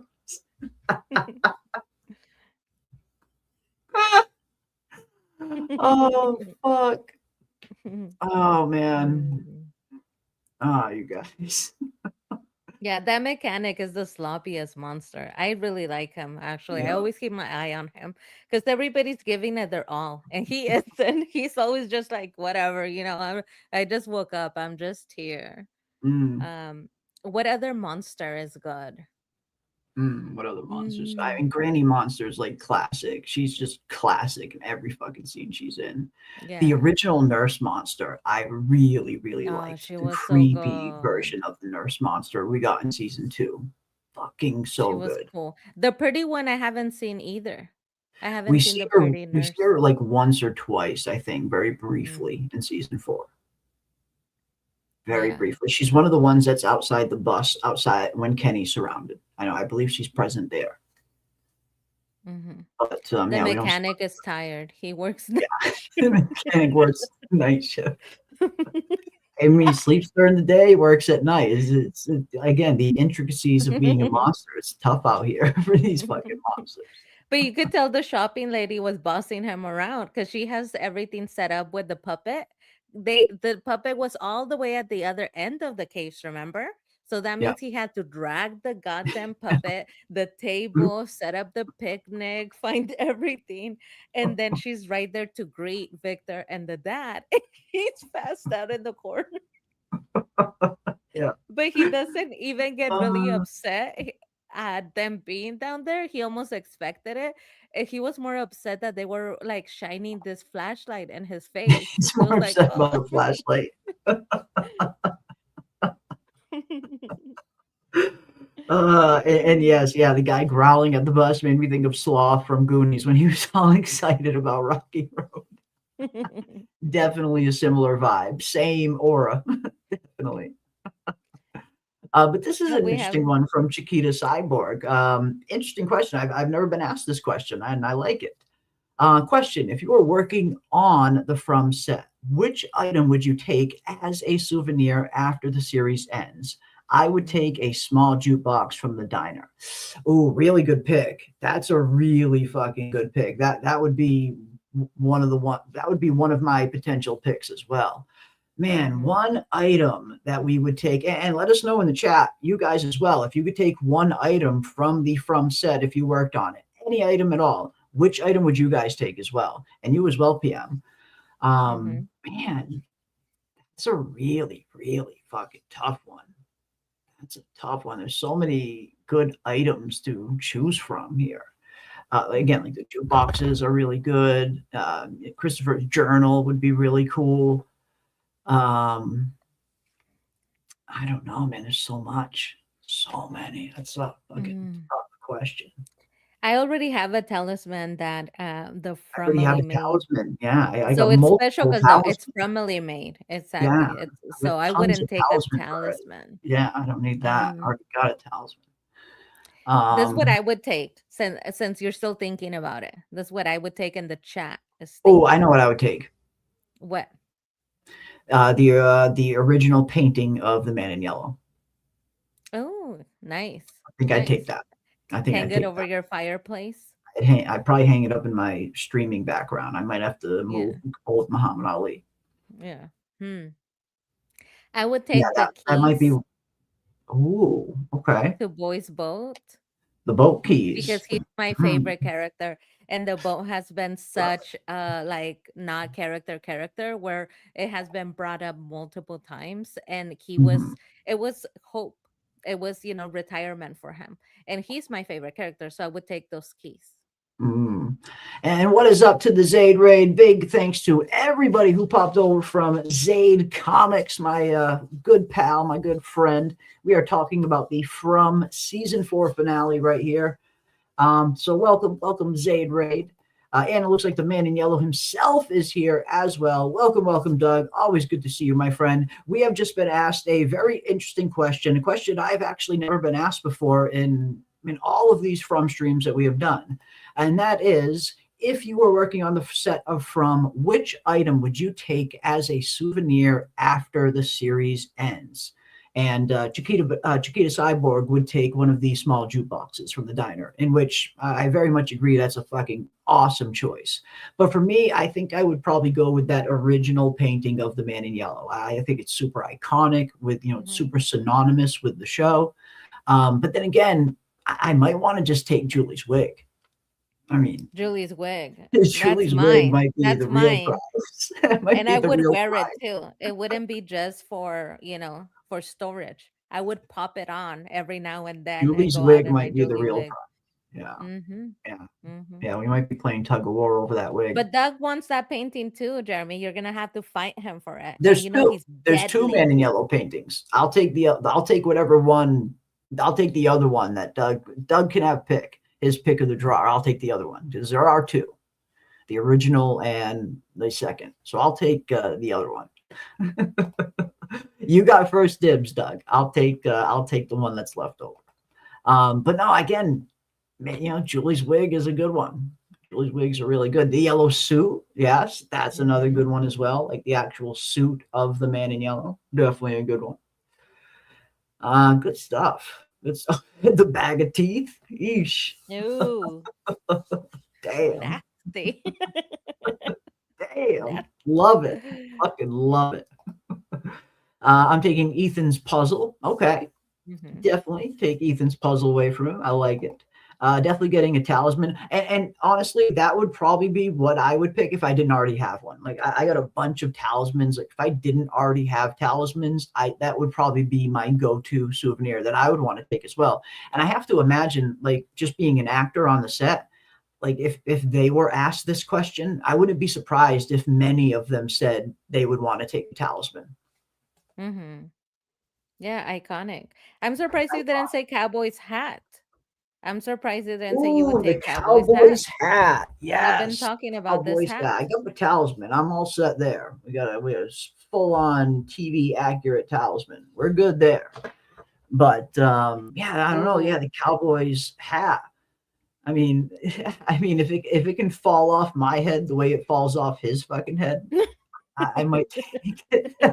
It might not go with your style. Jeremy Might likes not fit to my be in style, basketball yeah. shorts. Just Might not fit my imagine you style. And again, I can't rock basketball it the way he shorts in does. winter and a You know, cowboy hat. the way it just falls off his head when he turns into a monster. I can't Yeah. do that. I can't just have my hat fall off at the drop No. of a dime like that.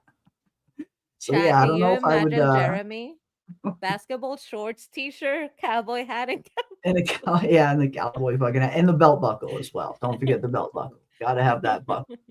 but Jade's cat shirt. Steph, Jade's cat how shirt. That's didn't I another think good one. about or Jade's little cardigan? I would love to Yeah. live in that cardigan. Yes, Yeah. yes, queen. Yeah. Maybe. All right, yeah, let's see what the rest of you guys are saying. Yeah, we got the bag of teeth, we got Ethan's puzzle, definitely a talisman, we got the wig, we got a bunch of them for Julie's wig, another one for the wig, another one for the wig. Ooh, the ventriloquist dummy, that's a good choice. That's super creepy. I don't know if I'd want that in my house, but definitely a cool choice. A vote for the yellow suit itself, another good choice. Awesome. Oh, the Chromonocle book, that's a pretty good one. Mhm. Another one for the music box. I like it. Ooh, Boyd's Bell or the boat key. I like Boyd's Bell. Boyd's Bell is a good choice. That's iconic. Oh, blue. I want to take that bell now. I switch you. It's iconic. I could give you the boat key, so you give me the bell. I would love that bell. I would ring it around my neighborhood like a psycho Yeah. every night at sundown. Yeah, that bell. The bell is the first thing that we see because Yeah. the show opens on that Yeah. bell.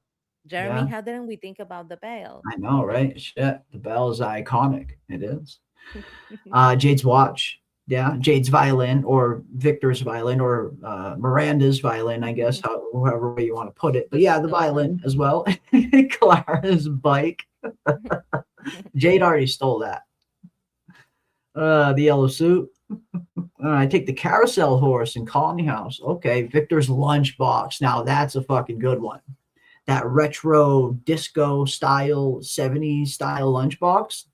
That's worth a fucking fortune nowadays too. collectors. There are so many people out there that do nothing but collect those kind of vintage lunchboxes and would pay a killing for one like that, I would imagine. Mm-hmm. Mm-hmm. Hmm. Lunchbox. The Knights Without Incident chalkboard. Interesting. Definitely not one I would have anticipated. I like it. I like it. It's hard because I want the bag of teeth, music box, or the torch. The torch came to mind when I was thinking of, cool items as well. Boyd's torch is super fucking cool. That was one of the ones I almost said as well, but I ended up kind of coming back to the painting.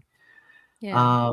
You know what yeah. I just thought about? I like purses. We need to think practical, something you could wear every day. Granny's purse. The Granny Monster's purse. Dude, the fanny pack. The fanny pack. I could The wear fanny that fanny pack. pack to the park. Tilly's Yes. fucking fanny pack. Holy shit. Tilly's fanny pack. Yeah. That would be a good one. I like it. What else do we have? We got more talisman, more teeth in the bag. The Cowboys hat. Got one for Cowboys hat. Jade's cat shirt. Like it. And take care, Doug. Thank you for popping in, my friend. And I hope you are doing well. And we look forward to hearing all of the awesome news that comes out of the filming of season 5. Very much looking forward to it, my friend. Jade cat shirt. Another one for Jade. Awesome. Ooh, the suitcase. Yeah, the suitcase pretty iconic. Ooh, the motel sign with Star Magic, like the completed sign, like the one that was there in 1978 before the Star Magic fell off of it. Okay. I mean, I don't know where you're gonna put it, but it's definitely a cool definitely a cool souvenir. That's for sure. That is for sure. The provolone. The provolone. Shit. Slice of cold provolone. Oh man. Why didn't I think of the Why provolone? didn't we think about the goddamn provolone? Why didn't we think about the damn provolone? Look, Dad, I even brought you some provolone from home. I brought you some provolone from home, right out of my I even pocket. brought you some Right out of some my pocket. provolone. There you go. Never gonna forgive Henry because I know it was the provolone that pushed him over the edge. He was contemplating. He's like, I can't really do that. But after he Yeah. was given provolone, he sold his soul for a piece of Yeah. provolone. Yeah, Never he was forgive ready. him. He was ready to Mhm. deal after that. He's like, all right, I can do this now. I got the courage. We got this. We got the strength. We got the provolone. Mhm. Yeah. I like somebody said the golem. You would Ooh, have the to. golem. That looks heavy. The golem. I like I it though. imagine You it's could put probably it in made your of garden. foam. I imagine. I think it's made of foam with like mud kind of plastered on the outside of it, based on that behind the scenes shot we see of them kind of like throwing mud at it. So I wouldn't be surprised if it's kind of light and movable. Yeah, yeah.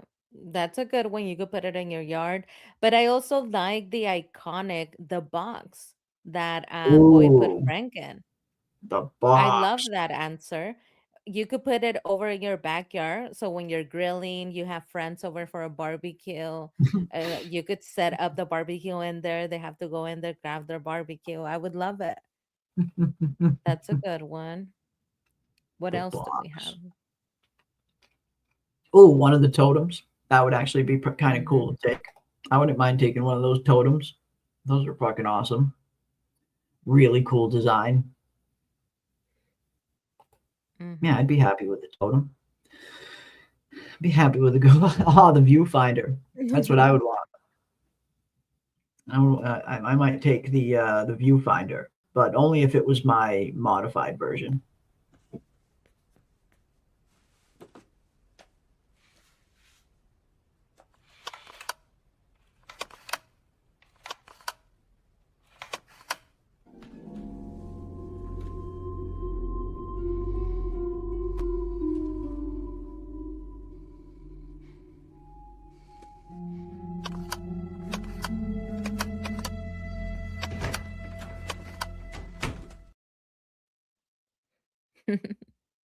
No more wig, dude.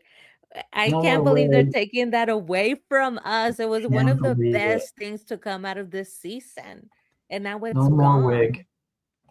No more wig. Yeah, for those who maybe weren't here at the beginning of the stream, the actress Hannah Chermy, who plays Julie, it looks like she will not be having the wig in season 5. As it appears, she has gone and cut her hair to match the length of the wig. But her hair certainly doesn't have the same bounce that the good old wig had. So I wonder how it's going to look. And it just happens to be two totally different color hairs as well. But yeah, this might be an indication that the wig is no more, that we might not have the wig in season 5. And that's a little bit, that's a bit sad. I'm a bit disappointed in that. Very, very little bit disappointed in not having the wig in season 5. They're listening to the wrong feedback.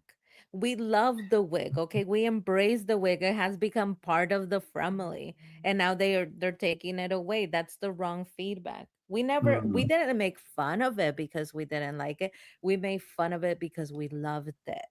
That's Yeah. what I hope that that message comes across. We made fun of the wig because we were in love with the wig, and that is what you do to family. You make fun of it, okay? Yeah, absolutely. Sometimes it's fun to poke fun at the things that you love. Absolutely. Tilly's tarot cards. That's another good one. The Man in Yellow Suitcase. Another vote for that. Awesome. Ethan's books. The Ballerina. Okay. Awesome. I want the photo album of Victor's best drawings. Ooh, now that's another interesting one. Taking like just a heap of the Victor drawings. That would also be a pretty cool souvenir that I imagine the actors wouldn't mind having, or at least Scott McCord wouldn't mind having. Absolutely. Yeah, Victor's drawings, the motel sign, Victor's gun, and Boyd's boat key. Great combo. Jim's bracelet. Okay. Okay. Awesome. The bracelet. Awesome. Fatima's weed. The tapestry painting in Fatima and Ellis's bedroom. Now that's a good one. The tapestry of Adam and Eve, of Fatima and Ellis as Adam and Eve, that interpretation that he painted. That's a pretty good one. I think that would look well hanging up in someone's room for sure. Yeah, Victor's little snub nose. Indeed. Yeah, a lot of interesting kind of set pieces, a lot of props that you could take from the set of From. And again, that's definitely a question I've never been asked up until this point. What would you take from the set of From if you could take anything? But yeah, I mean, there's just so much cool shit.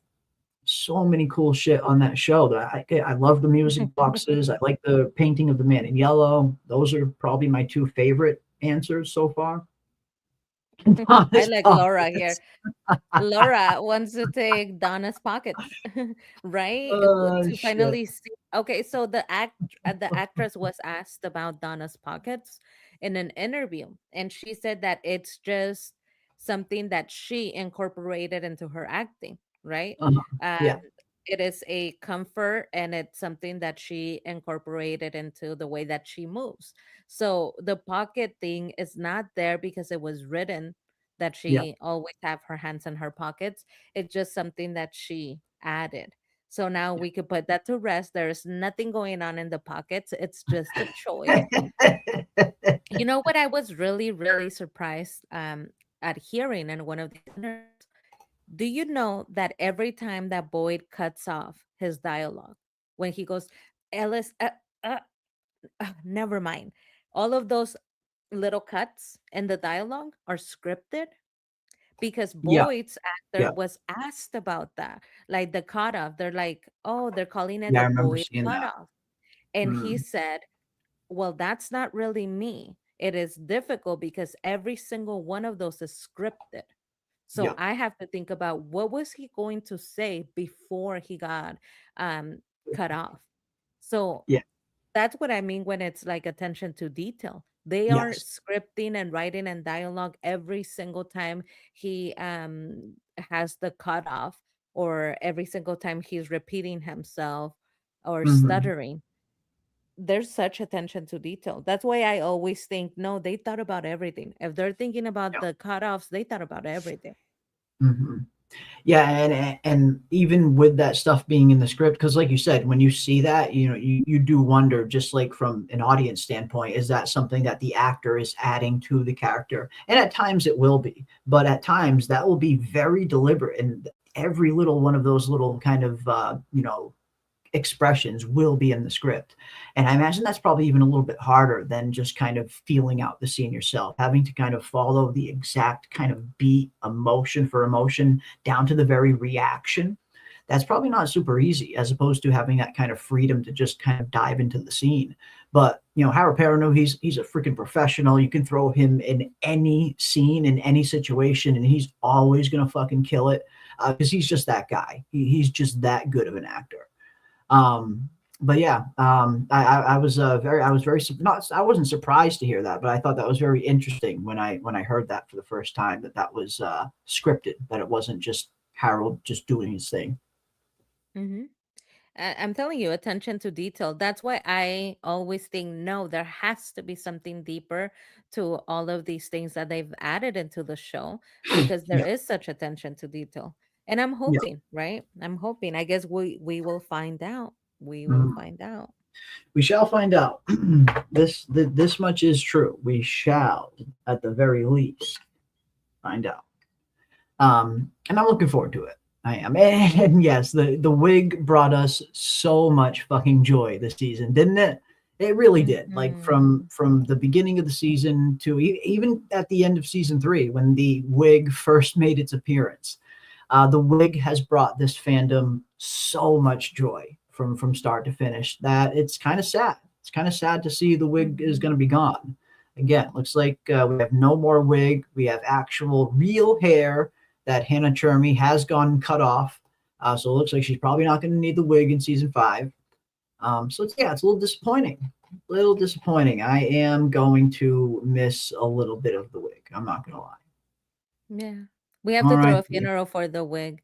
Here lies the wig, rest in peace, that has brought the community so much joy. So We're much gonna joy. miss its volume and its bounce and its way that it would stick up in the back when Julie walked. We will miss it. It will be missed. Rest It in will peace, be. wig. It will be missed. This is one of my favorite ones. I love this fucking one. But they're all good. They're all good.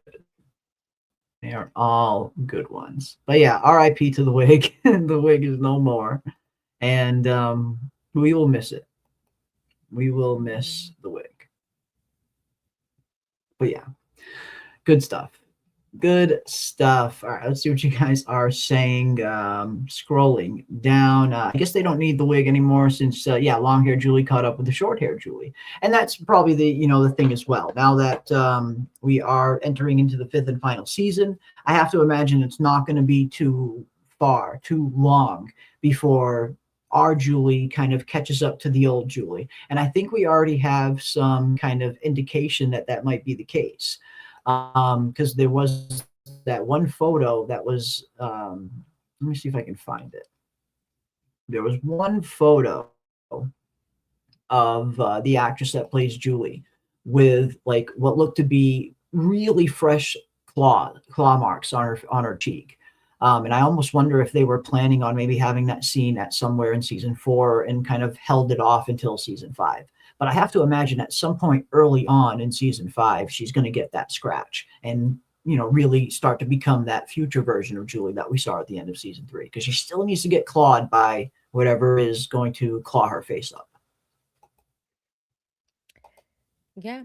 I mean, I expected more story walking, because it looks Me too. like Me if she too. already caught up, David, that means that there's not much more to the story walking. Maybe she goes back a couple other times. She will go back to when her dad actually dies and we see that scratch. She'll go back to whenever she gets that scratch. So that's a couple more times and then we'll be done with that storyline. Um there's not going to be any more episodes. So I was watching Mordecai.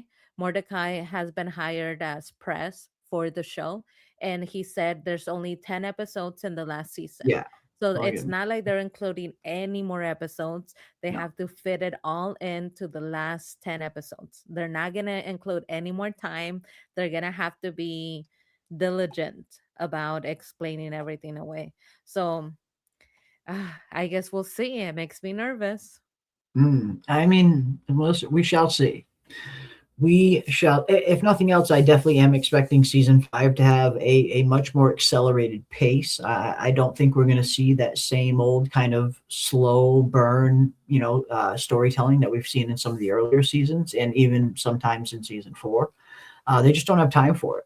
Like, this is crunch time. You got one season left, not a whole lot of hours of actual television time to tell this story, to wrap this story up in a satisfying manner. So yeah, it's a tall task. I think it's going to be a hugely tall task for the creators. But I think they can do it. I think they can pull it off. And I am hoping that the ending of From, that they are going to stick the landing, if nothing else.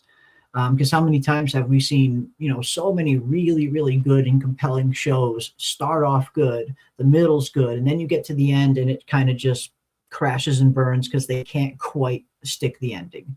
Endings are really hard to get right. It's incredibly tough to please a big portion of an audience with an ending. Like, because the audience always just wants different things. So it's super hard to please people with an ending on a show like this. So it's definitely not a small task. Like, they really have their work cut out for them. But yeah, I'm looking forward to seeing what they do. How are they going to chart this course? What is season 5 going to look like? And how are they going to wrap up all these storylines? I don't know, but I'm hoping they can do it. 10 hours of storytelling left. That's it. And maybe not even 10 hours, really. Depending on the length of the episodes. If we have similar lengths that we got this season, next season, it won't even be 10 hours. It'll be 10 episodes, but each one of those episodes was around 40 to 45 minutes of actual showtime. So it'll be even less than 10 hours of storytelling unless we get like longer episodes in the last season, which I would love to, but I'm not expecting it. Yeah, I mean, that's a good point.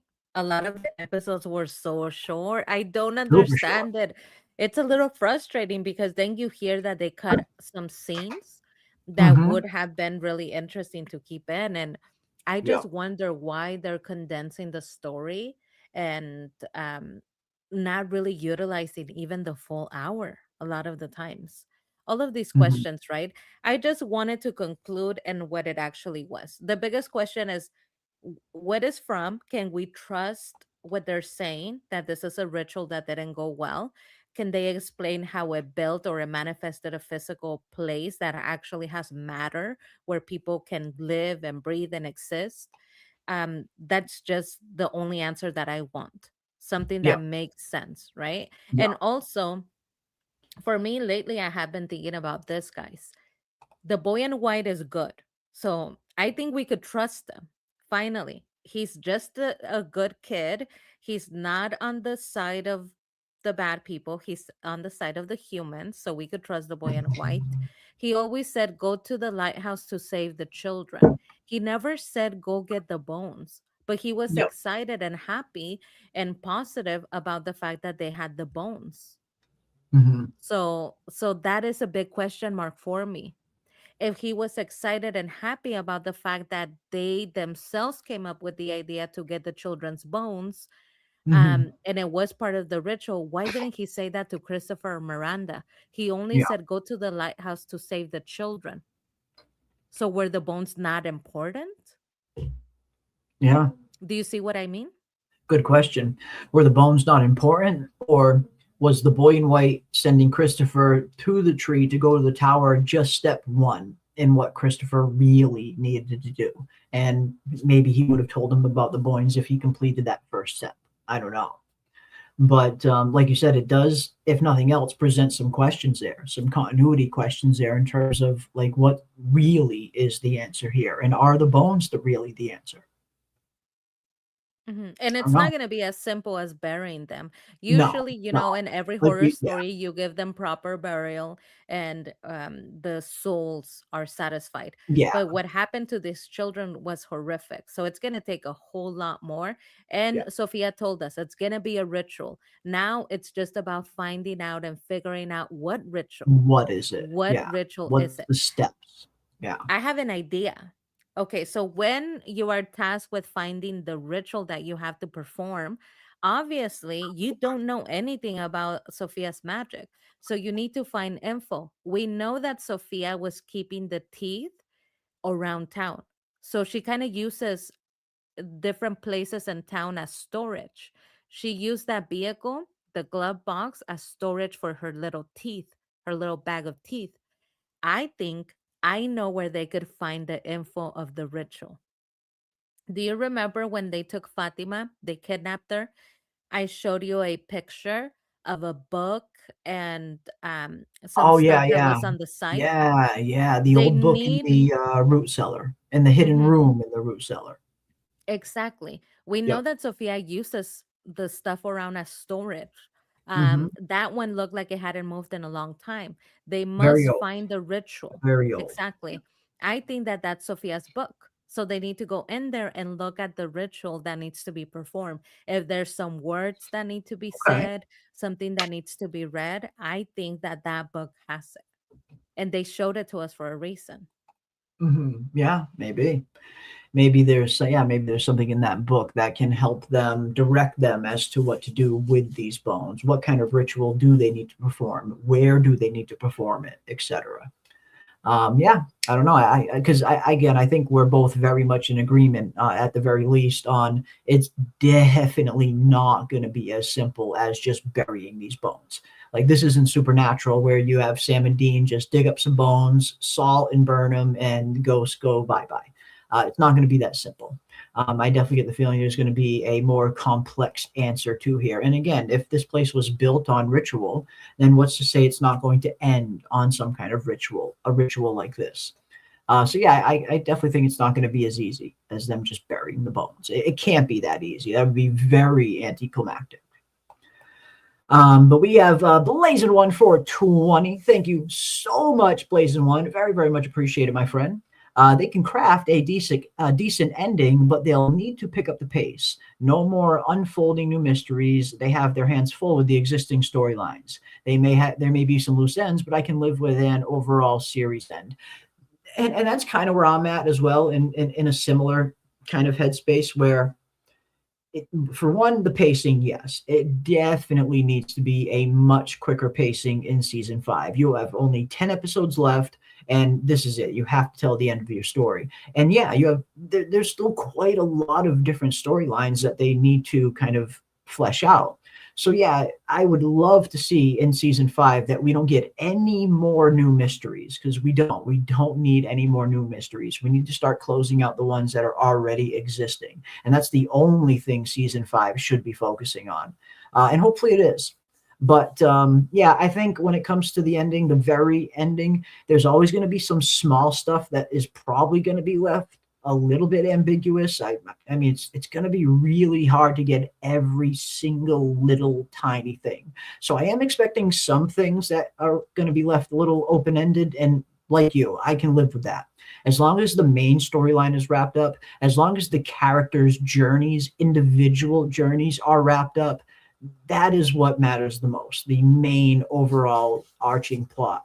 But yeah, some stuff, there's always going to be some stuff that slips through the cracks on a show like this, just considering how many mysteries that they have set up that they have yet to pay off. It's going to be really tough to nail every single one of them. But I'm hoping that they get most of them.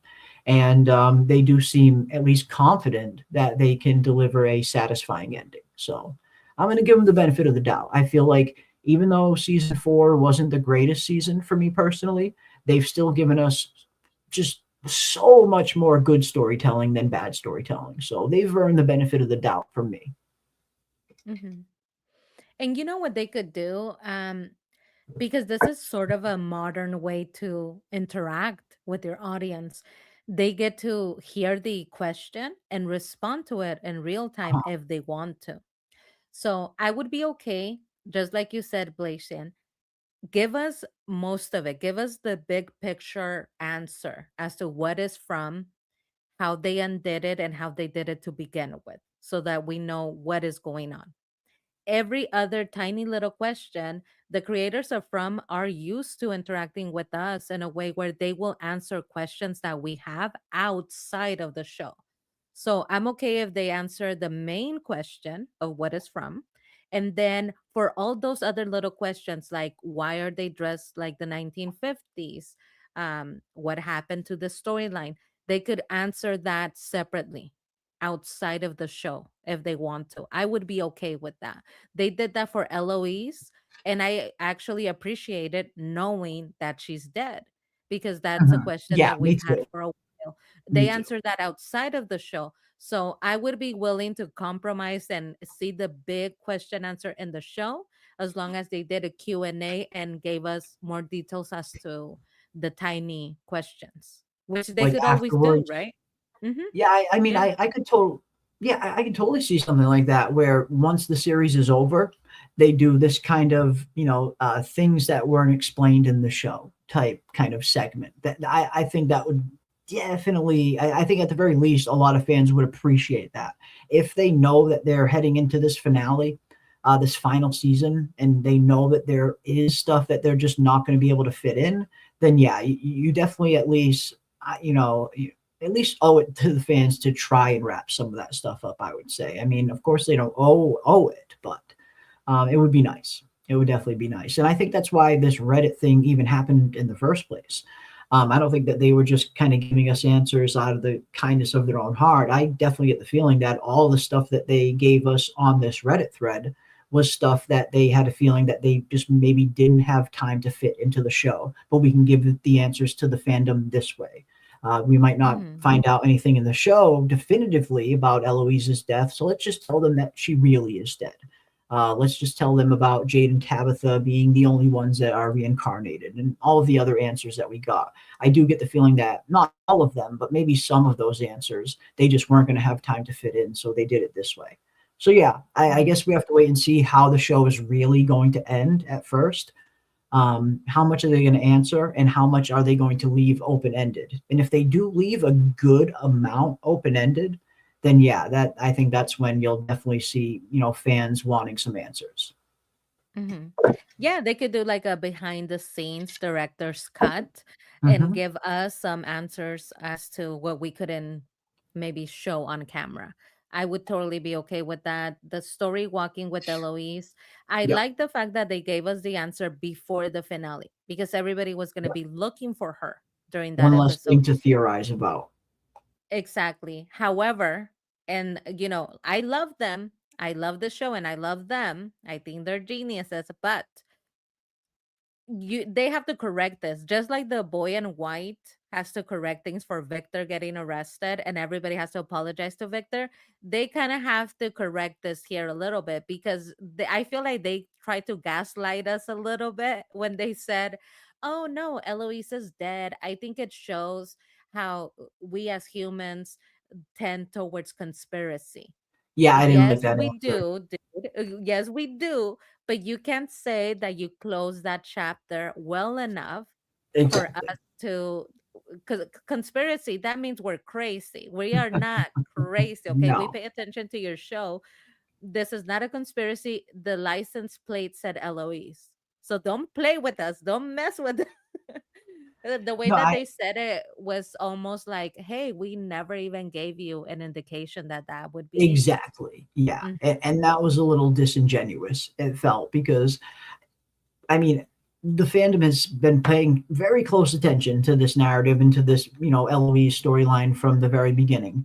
And a lot of people have noticed the very clear signs of them painting this death in a very ambiguous light. It seemed like they were deliberately leaving the door open at times Mhm. for interpretation, for there to be a small modicum of doubt as to whether or not that was really Eloise that Victor buried, just with the dialogue Mhm. alone.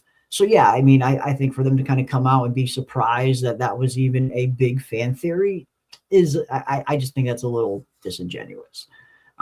because Yeah. yeah, a lot of people in the fandom picked up on it for a reason because there were some very ambiguous aspects of Eloise for sure. We're in a Um, full on abusive relationship now with From. It's like, okay, there was the abusive relationship. We go back, we break up, we go back. mhm, We're solid, but then they're gaslighting us. When they added gaslighting of saying, like, oh no, you just like to believe in conspiracies, I was like, oh no, they are mhm, yeah, our toxic boyfriend. Here he comes again. It's From saying that we made up all of the stuff, that we were seeing things when we weren't. yeah, So I just thought you had to be ordering that license plate. Okay, you order, that's a special order. You paid extra to have it say Eloise. Don't mm, gaslight me into thinking that it didn't say Eloise. So I just thought that was funny. So I want them to it answer the was. question again, but now answer the question, why did you put so many clues that she might be alive? Yeah. And I think, like we've talked about in the past, and as Joy Vine brings up here as well, which I do get the feeling that this is a strong possibility that maybe they decided to kill Eloise when they figured out they didn't need her to finish up season 5. They kept her in the back pockets just in case. It did kind of feel a little bit like that. Like maybe this was a potential storyline at one point that they maybe did consider kind of exploring, but as the season started to get, further and further down the line, as the story progressed more and more with no Eloise stuff happening, I think it was one of those storylines that they just decided to kind of cut out. Because again, they left it way too purposely ambiguous for that to not be on purpose. I mean, it just, I don't know. So yeah, I wasn't really happy with that answer. I feel like that answer was not 100% truthful, but that's just my opinion. I could very well be wrong. But yeah, I think it was a storyline they were planning at one point and then abandoned. And that happens all the time on mystery box style storytelling shows like this. You always have these kind of storylines in the back of your head that you want to do, that you lay little kind of pieces in there to potentially, evolve into. And sometimes they just don't go anywhere. Sometimes they just get cut out. So yeah, I wouldn't be surprised if they planned on doing something with Eloise at the beginning and then just decided not to. But who knows? Who knows? Mhm. I could be wrong. Maybe they were never planning on doing anything with Eloise, and we were all just seeing things. That's possible as well, I suppose. Mm. Um, my theory is the dead children are with the fairies at the lake, or they are the fairies at the lake. Ooh, interesting, David. I mean, yes, this whole Lake of Tears, secret fairies, Norman kind of story. It's been a huge part of the fandom from theories ever since the show started. And, since they keep kind of hitting us over the head with this same kind of sentiment that the answers to the show are in the beginning, are in episode 1. A lot of the stuff is in episode 1 that we just don't have context to see yet. But I do think a lot of that is tied to that story, the story that Julie tells right at the very beginning of the season, the series, this Norman story. And yeah, who are the fairies? Who is Norman? Where is the Lake of Tears? Is the Lake of Tears an actual lake, or is it a metaphor for something else? So yeah, we have tons of questions, but no, I think this is an interesting one that the dead children are either at the lake, or maybe the dead children are the fairies. Maybe, maybe. I like that the fairies idea is coming back. So, fairies was one of the theories that was prominent during season 1. Yeah. Then we started moving away from fairies. But Yep. now that we are solid into magic, solid into seeing Sophia sort of dabble into Mhm. this sort of magical stuff, we are back into fairies. And I like it. I like the idea, and I wouldn't be too mad if it definitely ends up being legit fairies. Because when we looked at the picture where Sophia is, I'm telling you, there's that girl that has extended ears like a fairy. They Yep. have been telling us since the first episode there are fairies involved, whether we want to admit it or not. First episode, they told us go back and watch it. There's answers there, and when you watch the thing that Ethan says, he's talking about fairies um, at the Lake of Tears. And then the boy in white keeps telling us to go to the Lake of Tears to save the children. So we might actually have fairies. Now, nowadays and in the modern time, when we think of fairies, they are not as scary as they used to be in ancient times. Yeah. In ancient times, fairies were terrifying. They were not these creatures that you wanted to come across. Depending on the folk tales, these fairies would take your children. They would take your children and give you another one that would wither away. So Changeling. fairies were a changeling. Fairies were not something to mess with. They were not these ethereal, beautiful, wonderful, No. nice creatures. They were these horrifying creatures. When it comes to religion, we know that we see the Garden of Eden represented by Ellis and Fatima. There is a story where the fairies are said to be the children of um, Lilith and Adam. Then there's other stories where they said that those are the children that were sent underground because they were dirty, and then God banished them to live in the caves forever. So if you look, different people have interpretation of what they believe fairies to be, but they all talk about Yeah. fairies. And this is all over the world, which is Yeah. interesting. Why are they all talking about the same thing unless there was actual fairies? hmm Yeah, where did the legend come from? Even if it did get twisted over time, you have all of these different parts of the world, these different cultures having a very similar story that overlaps in many different ways. That stands to reason that there is some degree of truth to the original story that started all of this potentially. So yeah, I could totally see something like that. And yeah, the fairy theory was super popular in the beginning, especially after that fairy film came out as well. That was like super similar to From, where you had the underground caves that had all these human souvenirs. You had this building that they couldn't leave at night. These kind of creatures that stalked them. Like it was so From coded, and it turned out to be a fairy story, and that kind of enforced the From theory even more. Well, Who knows? Sophia could be a fairy. Sophia Very could be well. a fairy Absolutely. because Absolutely. she changes her body and she morphs into humans, right? And fairies are said to be able to mimic a human being. They're not quite there, so there will be something uncanny about them. And Sophia very much fits that description. They do bleed, so that also kind of goes along with the fairy idea. Sophia could be a fairy. She also says something that indicates that she is not like us. She says humans are such Humans. fragile things. Fragile things. Yeah. She's not. She's not fragile. She doesn't think of herself as us. That's why she's Mhm. making the distinction. Humans are such fragile things. That means that she's not human. Sophia could be a fairy. Yeah, I think it's a possibility. Definitely a possibility. We still have no idea who or what the man in yellow really is, what his real connection to Tabitha is, which seems to be something a little deeper that was alluded to in season 4, but not revealed. So yeah, there's still so many questions as to what the man in yellow really is. But yeah.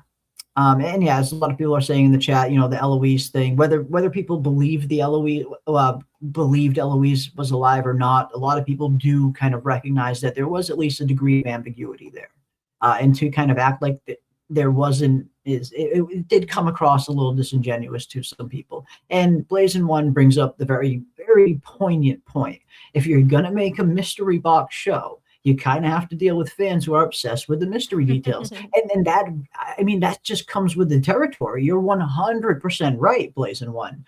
When a show is predicated, or when a big part of the show, because I don't want to say the whole show is mystery, because I feel like the show is kind of half mystery and half really good character-driven narrative storytelling. But a big part of the show is still mystery. And when you're creating a show like this that has so many ambiguous angles, so much foreshadowing, so much setup for things to come later, then yeah, you're gonna, I have to imagine they had to know that there was going to be tons of theorizing on every little tiny thing, that fans were going to be picking apart every frame with the fine-tooth comb. They had to freaking know that. So to act like they didn't, yeah, it just, I know some people thought it was a little rude. which is Listen, understandable. the license plate was special made. Okay, you have to special order it in the mail, order it online, and then wait for it to be delivered. You could have used any license plate. You used the one that says Eloise.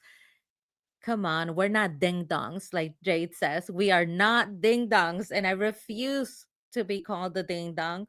We were not seeing things where there wasn't anything. We are not all having some mass hallucination or psychosis. It said Eloise. So just call it like it is. But I appreciate nevertheless that they told us that Eloise is dead. Fine. I'm okay with that. Yeah. And I would be Yeah. okay if they did another Q&A and answer the smaller questions and focus all of season 5 on the big one. What is from? Mhm. Why are they trapped there and how can they get out? Yeah. Yeah, again, heading into that fifth and final season when you still have all of these, main storylines and a bunch of other secondary storylines still in place, that does make me a little bit concerned in terms of, are they going to be able to kind of wrap that up, neatly in a nice, neat little bow in only 10 episodes. And I think they can. I definitely think it's very, very possible. It's just a matter of how they're going to pace the show, how they're going to kind of roll out these reveals, because they've had so much setup. This has been pretty much 4 seasons of setup, and now you only have 1 season left to pay all of it off. That's why I think they probably could have utilized season 4 a little bit better and revealed a little bit more in that season, so season 5 wasn't just super heavy with all these reveals that we're probably going to be getting. So yeah, I don't know. I think it's going to be interesting. I'm very much looking forward to seeing what the pacing is going to look like for season 5, and just what the overall ending is going to look like. As much as I don't want this show to end, because I love talking about it, I love covering it here on the show. I love the community that has sprung up around it. I mean, we've met so many cool people from all around the world. So I would love for From to kind of just keep going forever. But part of me does really want to see how this thing's going to end. So it's bittersweet. It is bittersweet. I guess we'll never know why Elgin asked why a large body of water was nearby and why he felt he's been there before. That's another storyline that, again, kind of started off towards the beginning of season 2 when Elgin first arrived, and it kind of just fizzled out. It didn't really go anywhere yet. Will they return to it? I don't know. But again, Xavier, honestly, I wouldn't be too surprised if it's those smaller storylines that maybe don't all get answered, at least not within the show. Again, maybe they do another kind of Reddit type thing after the series is over and they answer everything they couldn't answer in the series. Maybe, I don't know. But yeah, that's a perfect example of, there are so many mysteries and so many questions they still need answers, that we still need answers to. Not just the massive, massive big ones, like in the overall narrative, like the monsters, the sacrifice, the Unkui children, all the big stuff. But then there's all the tiny little answers that we still have no idea of as well. Like, what was dragging Boyd and Sarah's tent? Little things like this that I wonder, are they going to be able to get to all of it? I don't know, but I am very much looking forward to seeing how they're going to do it. Yeah, and Savior, that makes me think of Randall. The storylines that kind of haven't been completed, but they're minor. I want to Mhm. know Randall's special power. So Mariel can hear the dead people's soul. Julie can story walk. What is Randall's special power? I want to know what he has going on, because Julie tells him, "Hey, if you get high, like it helps with whatever he was going through." We see that he wanted to electroshock himself. Remember? So he clearly was hearing or listening to something. But I want to know more about his special power. Was he Yeah. given maybe, oh, the cicadas? That's right. So he didn't get a special Yeah, power. he He was got hearing the like the cicadas worst. and seeing them. Hmm. So that sucks if you're Randall, because Julie gets to Yeah. story walk. Mariel at least gets to hear the voices of people who have been there. And Randall He just just hears and gets sees bugs. cicadas. Yeah, he just Randall hears the just gets bugs. bugs. Just fucking bugs. Oh He got the man. short end of the stick. I wouldn't He got want the that short end. special power. He did. He did get the short end of the stick on that one because yeah, Julie's got this incredibly like important ability that's probably going to play a big part in fucking saving everybody. Marielle was hearing all the spirits of all the dead. Confirm that answer for us to the audience that all the dead people that die here are definitely trapped here. And then you got Randall and his bugs, and that's it. Randall and his bugs. They're like, this is great for you though, Randall. You get to just see the bugs, the cicadas around at all times.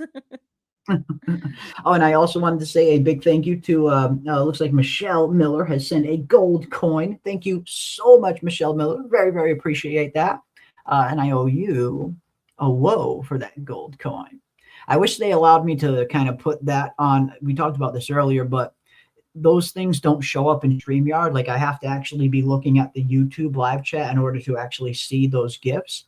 I really hope that StreamYard and YouTube fix that at some point where I can put that right on the screen, just like regular chats.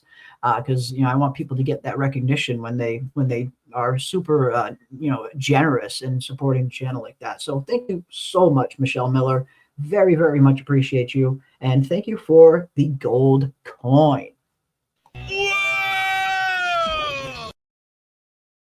Yeah, come on, YouTube. You got to step your game up. Make those gifts visible in the chat. Make them visible. Good stuff. Good stuff. I would have loved to see Abby actress visiting Henry as she is Eloise. Yeah, I mean, when it comes to, and I believe you said this earlier in the chat just a little while ago, Real Cinema Therapy, that you were a little disappointed that we didn't see like an Eloise, a version of Eloise in Henry's dream. And I totally agree. I feel like if you're trying to create this optimal kind of paradise for Henry to be kind of convinced by, then I'm putting way more than just Victor in there. I'm putting Victor in there, a grandkid or two. I'm putting Miranda in there, and hell yeah, I'm putting fucking Eloise in there as well. Instead of just a mention of, oh, Eloise is on a plane and will be here soon. Like if you're capable of conjuring up this kind of fake, vision, this world that Henry has been living in, then yeah, you'd think you would fine tune the details a little bit better than that and have an actual Eloise there. So that would have been kind of cool to see like what Eloise would have looked like if she never got killed, if she, grew up and was in the dream. Mm-hmm. I like that Real Cinema Therapy. The Abby actress would have been perfect for Eloise. Absolutely. She also kept saying, I've seen this place. Are we ever going to get an answer as to why she saw the place or she believed that? Yeah. When the creators told us there is nobody that is a reincarnation other than Jade and Tabby, which means that even though she believes she had seen this place before, by the creators, it is confirmed that that was not a possibility. She had not seen that place before because she is not reincarnated. So I would like that answer. No, I like it. I think that would have been a really cool scene. And then, even more trippy to see it be Abby of all people. Like that would have been really trippy. Absolutely. And it fits the age, because a lot of people have been looking for Eloise and other people like Clara or, randoms. But Abby kind of fits the age bracket. Right. So that would have been just an easy thing to follow there, I would say. But then again, I don't want to get too negative because I know that there's a long list of things that were like, why didn't they answer this? Why didn't they answer that? It is what it is. The storyline is still super compelling. It is about a sacrifice in a town that was created out of pure, ritual. That's still pure sacrifice. Exciting.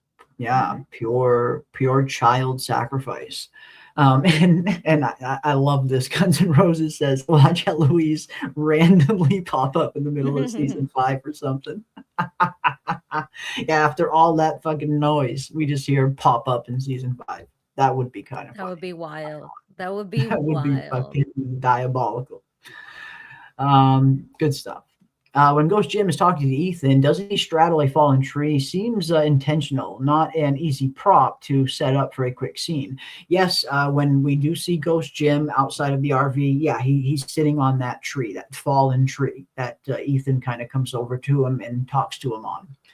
Again, didn't really get any kind of resolution on that storyline either, in terms of Ethan seeing this gym, the whole Lake of Tears storyline. It didn't really go anywhere in season 4. We didn't get a whole lot of progression with it. Obviously, I'm sure they'll be picking it up in season 5, but it would have been nice to get at least a little more progression for some of these storylines. You don't have to finish them all in season 4, but give us a little bit more, just in terms of, narratively speaking.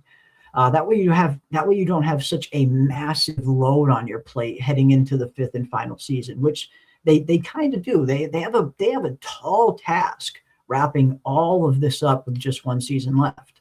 I think they can do it, but it's going to be tough. Hmm. Yeah, why is he straddling the tree? I love all your questions, guys. I love all your questions. The small and the big need to get answered. Why was Jim straddling that tree? Straddling a Why was fallen his tree. hair out of control? Why is his hair out of control? What's going on there? Yes, exactly. So definitely we could do with the Q&A right Yeah, after they wrap that up. totally. Um, about Father Cautry's chocolate bar, I've been thinking about this. Mm, So the chocolate bar has a figurine and it says Cosmo. Cosmo. It's out of this world. yeah. We have been asking what type of magic does Sophia practice? We see that she is enchanting and reciting, right? Different a different language. So there is a magic, Hermetism, which is an ancient magic from the time before Christ. And in this ancient magic, which is from the year 1 to 300 before Christ, they would not use a deity or a god. It was the cosmos. So if you were to practice this witchcraft, you would pray or ask the cosmos, like Virgo, Capricorn, like Jade said, Capricorn, to do your bidding. And it all had to do with the cycles of the moon and the sun. So we see that the moon is a huge thing, and from day and night have a significance, and from for the monsters and for their ability to be up, right?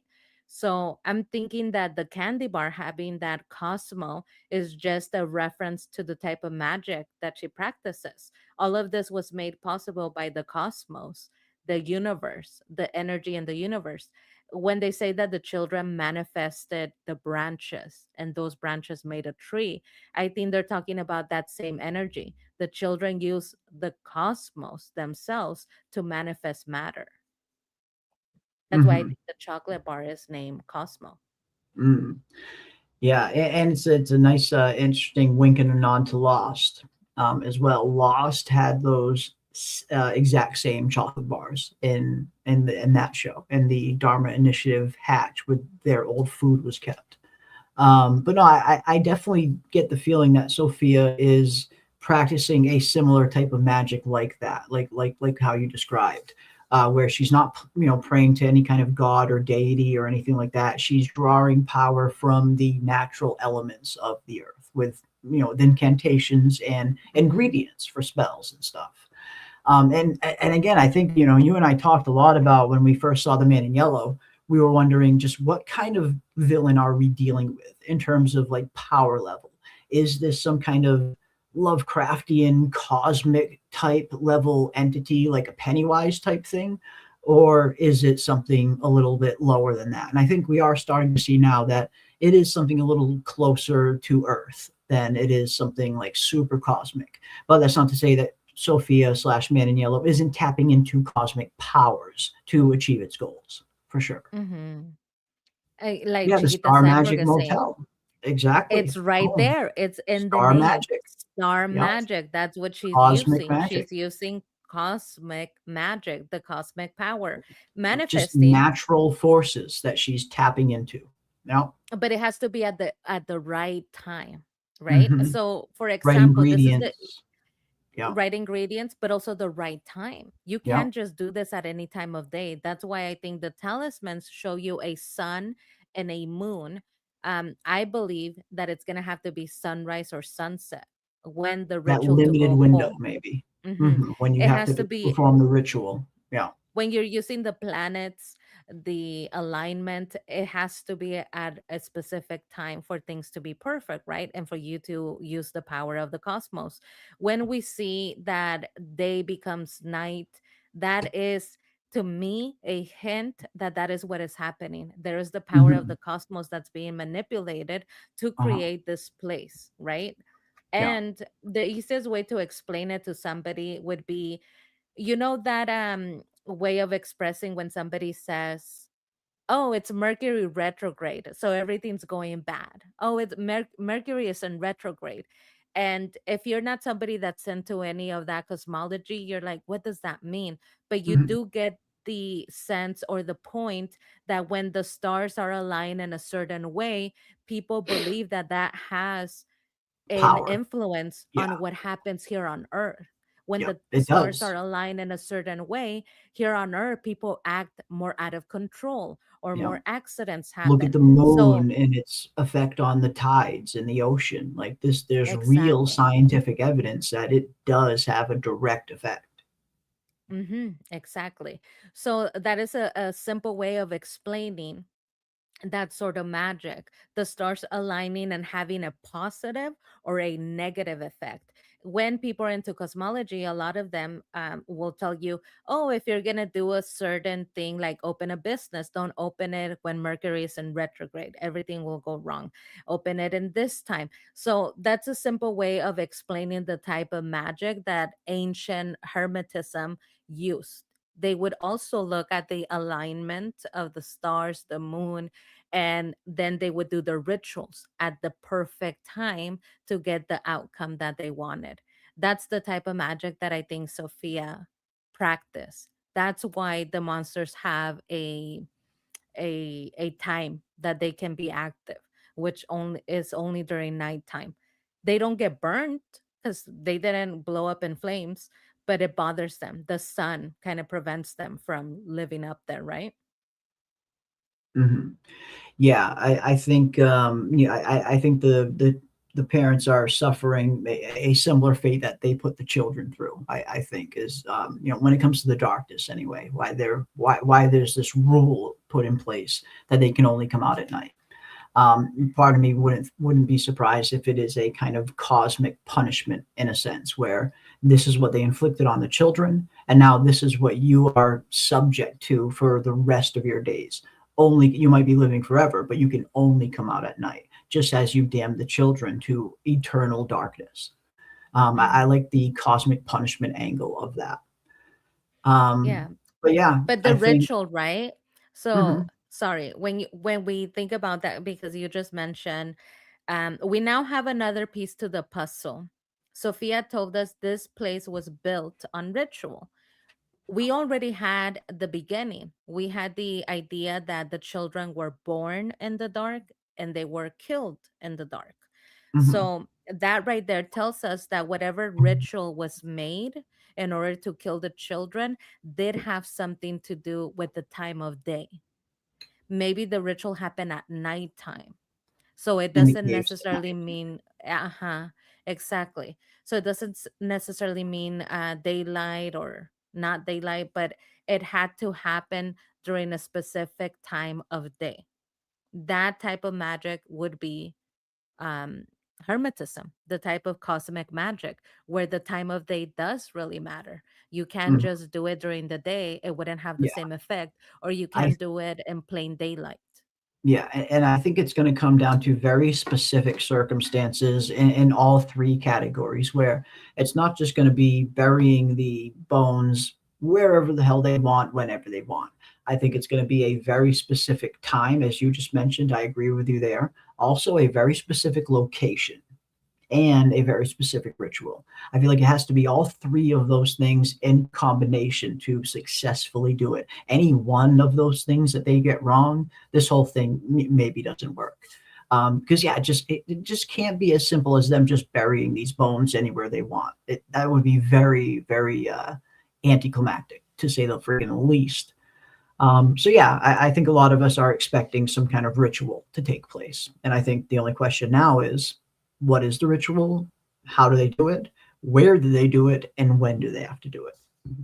Hmm. But yeah, no, I like all the theories that all you guys have been saying. That's for sure. A lot of really good ones. A lot of good ones. Um, Boy in White Sun, Man in Yellow Moon, and they mirror each other's powers, appearing as people, changing the environment. I mean, they do mirror each other in a pretty decent manner. You know, you get the Boy in White and the Man in Yellow. By nature, they are kind of seemingly opposites to each other in some ways, but also very different in ways as well. Similar and different, for sure. But yes, this drawing, I remember you showing me this not too long ago, which looks an awful lot like a witch's cauldron a little bit. Um, yeah, I don't know. Hmm. I mean, there's witchcraft at this point, incantation, there is witchcraft afoot. And this Mhm, is one of the drawings that Victor, that's why he has them in a pile.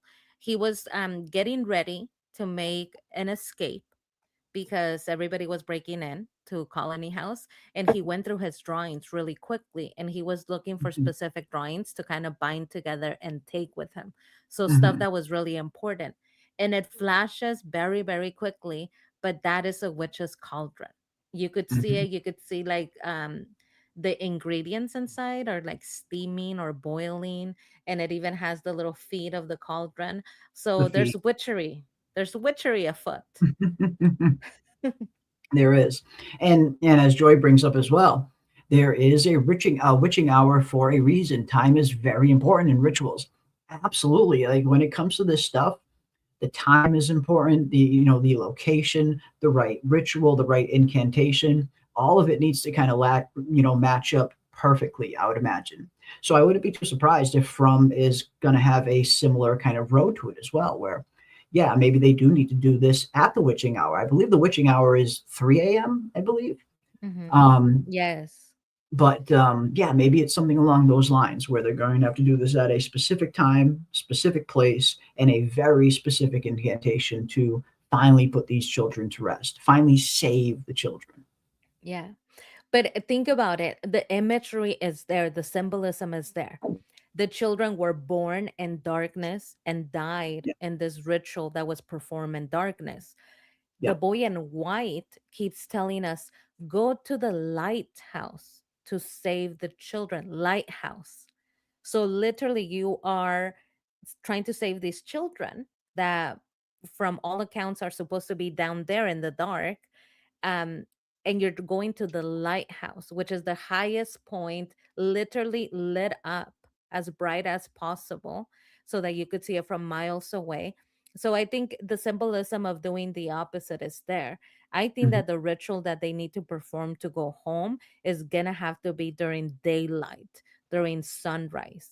That's why you have a little sun and a little moon on the talismans, telling you the opposite. The children have been born and died in darkness. Now you need to kind of rise them up to the light, take them up to the light, right?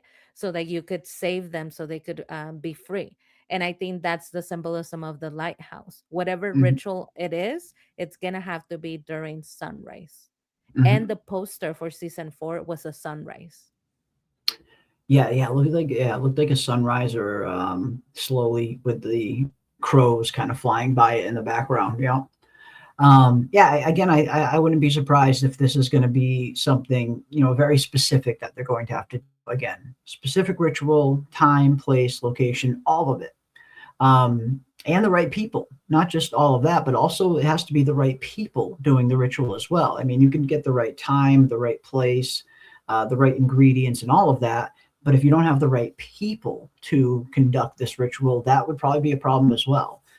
So Jade and Tabitha need to kind of survive a little while longer, at least long enough to kind of complete whatever they need to complete. Because I do think it is going to take both of them, not just one, but both. But we'll see. We'll see. Again, there's so many questions still left unanswered, so many different possibilities in terms of theorizing going forward, especially now that we have gotten some things kind of just outright debunked, even if they wasn't debunked on the show in regards to the Reddit thread. Either way, we have a lot more definitive answers now than we did at the beginning of season 4. So I do feel like it's going to give us an interesting kind of target to kind of theorize in going forward, where we don't have to worry too much about some of these other theories that we've been wondering for seasons now, like the Eloise thing, for instance, the reincarnation thing. Now we know it's only Jade and Tabitha that get reincarnated, nobody else.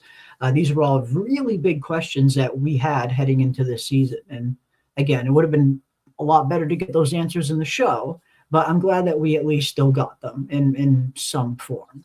But yeah, still so much left uncovered. There's still so much they need to wrap up and pay off.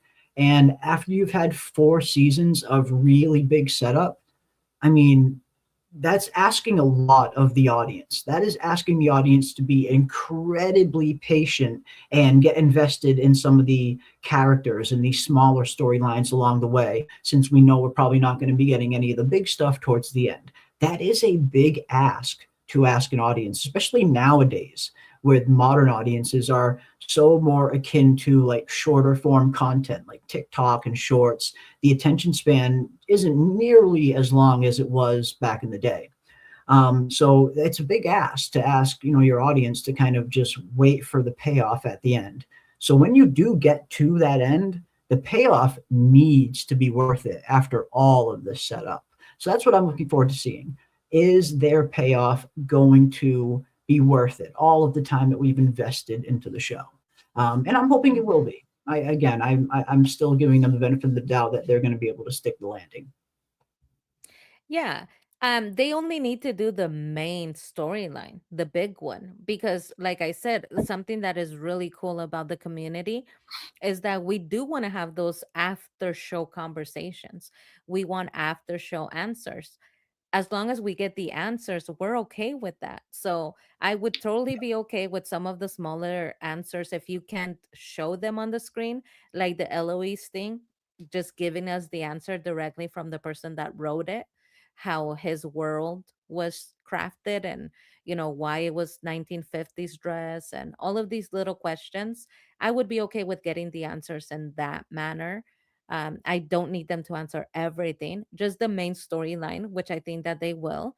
But then again, like I said, I have very low requirements. I just want the main storyline. I just need to know how they get out of this place. Like, it seems like the storyline is simplified. We overcomplicated the storyline. The storyline maybe was never complex. We overcomplicated it. And now they're kind of bringing us back down to earth, saying, focus, Right. Eloise is dead. Exactly. Focus. It's like, did you not stop and read the show that you guys were writing? Now you're going to tell us to focus? Mhm. Get the Come fuck back outta down to here. earth. Come Get back the down fuck to outta earth and here. focus. Yeah. And they have simplified the God, storyline. you're kidding me. So, but Yeah. yeah. Yeah. It's still an amazing Yeah. storyline. I mean, I love a cult. And at the Yeah. end of the day, a cult is a group of people that believe in a deity or person and do rituals for that deity or person that can include sacrifice. This is the story of a Mhm. cult. When sacrifice Mhm. goes wrong, that's basically what it is. And that is still, very interesting. Um, like I said, Yeah. maybe we overcomplicated the show. Because now that they bring us back down, I'm like, that's not that complex. It's right there. Mhm. Yeah. Yeah, I think it's I think it's a reason why maybe some fans weren't like super thrilled with that answer. Some fans thought it was maybe a little Mhm. disrespectful. And fans have the right to feel however the way they want to feel, about getting answers from creators. Nothing wrong with that at all. But I did notice it was a trend. It wasn't just a few people who kind of felt that way. But I don't know. I guess we'll see. I guess we shall see. And yeah, they're the ones that have some explaining to do. That's what I'm saying, right, Tim? They're the ones that have to explain, not us. We're the audience. We just need to sit back and watch and enjoy the ride. And that's what I'm going to do. That's what I'm planning on doing. I'm planning on sitting back, enjoying the ride, seeing where this final season is going to take us. How is this show going to end? How are our characters ultimately going to? Where are our characters ultimately going to be left off? What are they going to learn from their journeys? Who's going to live? Who's going to die? At this point, I just want to go along for the ride and discuss it along the way as we usually do, and Hmm. just see what they have in store for us. Just kill them all and let Patty be the Kill them only all. survivor that makes it. Fucking Kill them kill them all. all. Let Patty come out of a tree with her No. burnt face as the sole survivor at this point. Um, no, but yeah, the fact that they said people's wanting to believe in conspiracy theories. I love a good conspiracy theory. Like I am not, above it. I'm not above conspiracy. I love it. I Yeah. love crazy But tinfoil you can't time. build a show like this that's predicated Hmm. and surrounded on so much mystery like it is, and not expect people to have conspiracy theories about the show. Like you literally set the show up to be like this. Exactly. So when it's like conspiracy theory, it's like, no, I usually am somebody that wasn't invested in LOE storyline at all. I didn't really care. However, Mhm. the license plate said LOEs. You can't be doing people like that, okay? You cannot be doing them dirty. They did see LOEs because it said LOEs. It wasn't a big stretch. Yeah, So, yeah, yeah, and writers to fans, you screwed up. You believed us. Yeah, it's our problem. Totally on us. Should we care about who dragged the tent? And will reveal what Tabitha was seeing when she was flashback slash story walking at the lighthouse and when in town, it seemed. Yeah, again, I guess it will be interesting. It will be interesting to see how much are they going to give us? How much will they definitively answer? And yes, how much will they leave up open to interpretation, as Tim says, like Shutter Island. I feel like Shutter Island had a pretty satisfying ending, though. Just for me, anyway. I imagine that opinion might vary. But when I look at Shutter Island, it's that quintessential kind of mystery box style of storytelling that I get a satisfying ending from, even though they didn't answer everything. Like far from it. Like so much of that show, so much of that film was left a little bit ambiguous. But the main plot, the main overall storyline, the character-driven narrative in Shutter Island, I thought was wrapped up pretty satisfyingly in terms of the big reveal we get at the end. Huge twist reveal that was worth the wait, I thought. Something that I think not a lot of people saw coming when we found out mhm. who Leonardo DiCaprio's character really was. That was great. I thought that was such a good twist, and I thought they revealed it in such a good fucking way.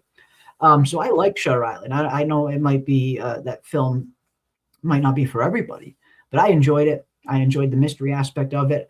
I enjoyed how they set things up and paid them off in a way that just felt satisfying as an audience member, where I felt that I didn't have the need to learn every single little answer. And that's what a good ending can do for you. And I think From could do something similar, where if the ending of From is just super satisfying and super to the point, and that in and of itself will go a long way in terms of the audience not feeling the need that they have to know every single little tiny thing. They just need the important things. So I guess it's really a matter of how From is planning on handling their final season and their finale. Are they planning on trying to answer every little thing, or are they going to go the Mhm. Shutter Island route? Again, it varies from story to story. Shutter Island worked because it wasn't a long running series. It was just a film. So I think if From were to do what Shutter Island did, they might not be able to get away with it as clean. But I love the way Shutter Island ended. Again, I feel like we got a good twist reveal, good answers. You got to see the psychological aspect of it play out in terms of why this happened. And it was satisfying. It was satisfying to the point where I didn't really need answers to some of the smaller stuff because the main stuff was good enough. Mhm. Yeah, I agree with you guys in the chat. Joy, Shutter Island was amazing. My favorite part of Shutter Island, which is one of my favorite movies, is the way that they filmed the water scenes.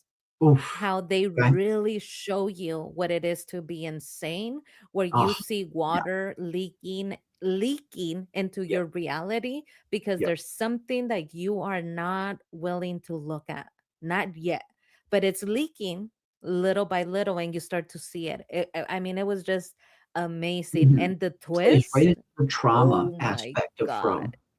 Hmm. The twist was amazing. Yeah. Now, with the storyline that they have given us and From, I guess it depends. That twist from Shutter Island is the exact opposite. So when I think of From, it's like, what twist could they make in the show that would be something similar, something so completely opposite of what we know, but yet satisfying? We know if they remove a VR headset, that would be a twist, but it would not be satisfying because then Mhm. everything was made believe. We know if somebody wakes up from a nightmare and says, wow, that was a crazy nightmare, not satisfying. So, what would be a satisfying twist? Something that is totally out of place with what we Mhm. know. I can't really think of anything. And I Yeah. guess it depends on this. This is the thermometer for Mhm. what you think is interesting. When they revealed Nkui, right? We kept asking, what is Nkui? What is Nkui? When they reveal Nkui to mean remember, did you find that satisfying?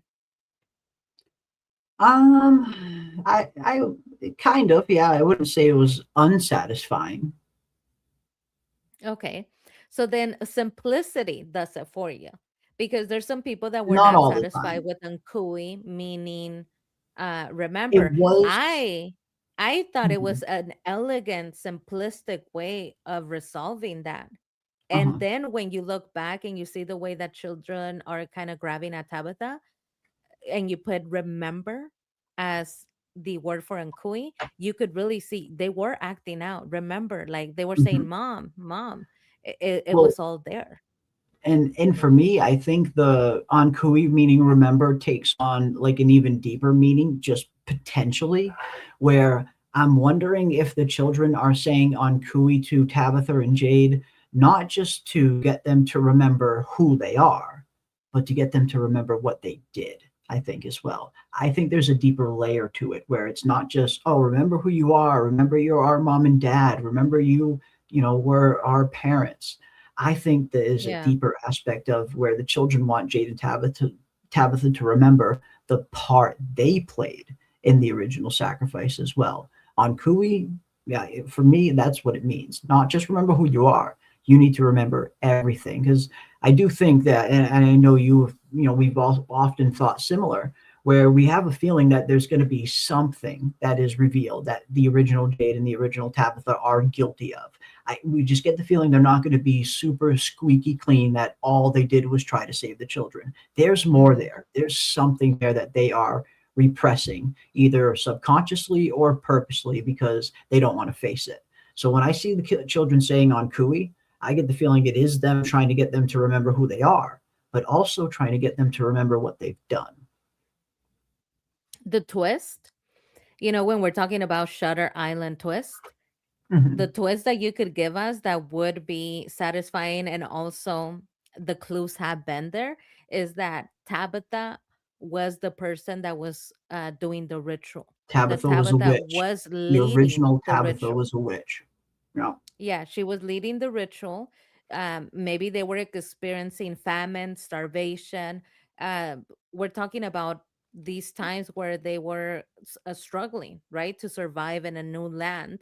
So there is the potential that she did it because they were experiencing hardship to the point where death was certain. And so she thought maybe with this magical ritual, I can save all Yeah. of you. Yeah. Everybody will live forever. Our children who are starving and dying will live forever. It just takes us doing XYZ. And then Mhm. maybe she backed out of it. Yeah. Why she Yeah. backed out of it? That's going to have to be further explained because she Mm. carried out the ritual. At least we know that it happened. The children were They sacrificed. were So she sacrificed, had to and one be of those down children to that was minute. hers. Yeah. Yeah. Mm-hmm. Yeah. Yeah. Yeah, no, I again, I think it just points a little bit more to, yeah, there's a little bit more to that story. There's more that we have not learned yet, that has been revealed to us yet as the audience. But I think a lot of us do have a similar feeling, or at least some of us do have a similar feeling that Jade, the original Jade and Tabitha, are a little bit more guilty than the show has let on up until this point. Because again, like you and many have said, one of their kids did get freaking sacrificed. That stands to reason that at some point they were in on this. They were in agreement with this, maybe. Or even darker scenario, they were the ones who came up with the freaking idea. Or the original Tabitha was even a witch and started all of this. I think there's something that's going to be there, some kind of dark secret that Jade and Tabitha are guilty of. Yeah. I like that twist because it explains Tabitha's behavior towards her children. A lot Yeah. of us, we make a joke of it, but we've noticed that she is a little bit cold towards her children, that her children will tell her something or will be going through the death of their father. And all she has is, instead of saying, I'm so sorry, I love you, I'm here, she just screams at Ethan, no, I didn't fight with him. That's not true. And lets him just walk away, right? Yeah. She tends to kind of treat her children in a way that seems a little bit cold and out of place. So Mhm. if you were to tell me that she was the person that originally carried out the ritual for immortality, maybe because they were in a hardship, like I said, if you're Yeah. gonna die but you could do a ritual for immortality, Famine, a that's better than plague. nothing. Yeah. hmm That's better than nothing. But she has this guilt. Remember when she was in the real world, quote unquote, with Henry? Her number one thing that she kept saying as she was crying, she said, this is just to punish me, isn't it? None of this is real. This is just to punish me. Why does she immediately go towards punishment? Why Because why does she she's need to be guilty. punished? She Exactly. feels the Of what? guilt deep in her even if it's in her subconscious. There's something about her that maybe feels that she should be guilty for something. And maybe there's something in her that feels that she should be away from her children because she will find any and every excuse to the point where Donna is like, girl, you're going to stay with your kids. Don't Yeah. ever leave me a letter like that. And don't ever Don't leave me in ever charge of your send me badass this note kids. again. If anything needs doing, I will do it. You stay with your children. But she finds any excuse to get away from her kids. Maybe subconsciously, she always goes towards punishment because she feels like She she knows needs to she be wronged them. punished. Yeah. And she always finds ways of being away from the kids. Not Mhm. because she doesn't like them, but because she doesn't trust herself. She has that in the back of her head Yeah. of, And this plays a part I in that as shouldn't be with the well. kids. Yeah, she definitely does not trust herself. I think, Thomas falling off the changing table definitely didn't help. But I also think, like PM said, there is something down there. There is something in her subconscious that she hasn't faced yet or doesn't want to face. Because I think we're going to find that it's a little bit dark. That again, this original Jade and this original Tabitha aren't 100% innocent here, and I think that's maybe why Tabitha kind of represses this, and maybe that is some kind of reasoning as to the relationship she has with her children. hmm Yeah, Tabby left a note. Yeah, Jeremy, No, stop judging a mother. She left a note. she Okay. left a note. That's it. She left a All note. is That's good forgiven. enough. All is forgiven. But yeah, definitely. And I hear you, chat. It could be at the time that I was watching it, I thought maybe she does have this enormous guilt of not being able to look at Jim or herself because Thomas fell It's from the possible. changing table. And so you have to admit fault at that point. If you Mhm. are changing his diaper and he falls off the table, you're gonna feel guilty about that. Yeah. Oh, yeah. So that could definitely be the reasoning as to why. But now that we know that she is reincarnated and another one of her children were sacrificed, Mhm. and the way that she acted towards the child, like I said, there is something there. So look at everybody that has died, mother and child, or parent and child. Kenny Mhm. lost his mom and his Yep. dad. And his dad. Yep. Each one, every time he saw them, he went over to his dad, who was covered, was looking horrifying, Just and a mess. physically held his body. Yeah. because that's what you do when you love somebody. You will go and you will embrace them no matter how they look. You just Mhm. do. Look at Christy. Mariel is dead and she's still like embracing her body to the point where she's not letting go of it. She's locked in a room with Mariel's deceased corpse. When Tabitha got to see her child that she hasn't seen for centuries, that she's Mhm. trying to save, she screams, "No, no, no," gets right up and runs away from her.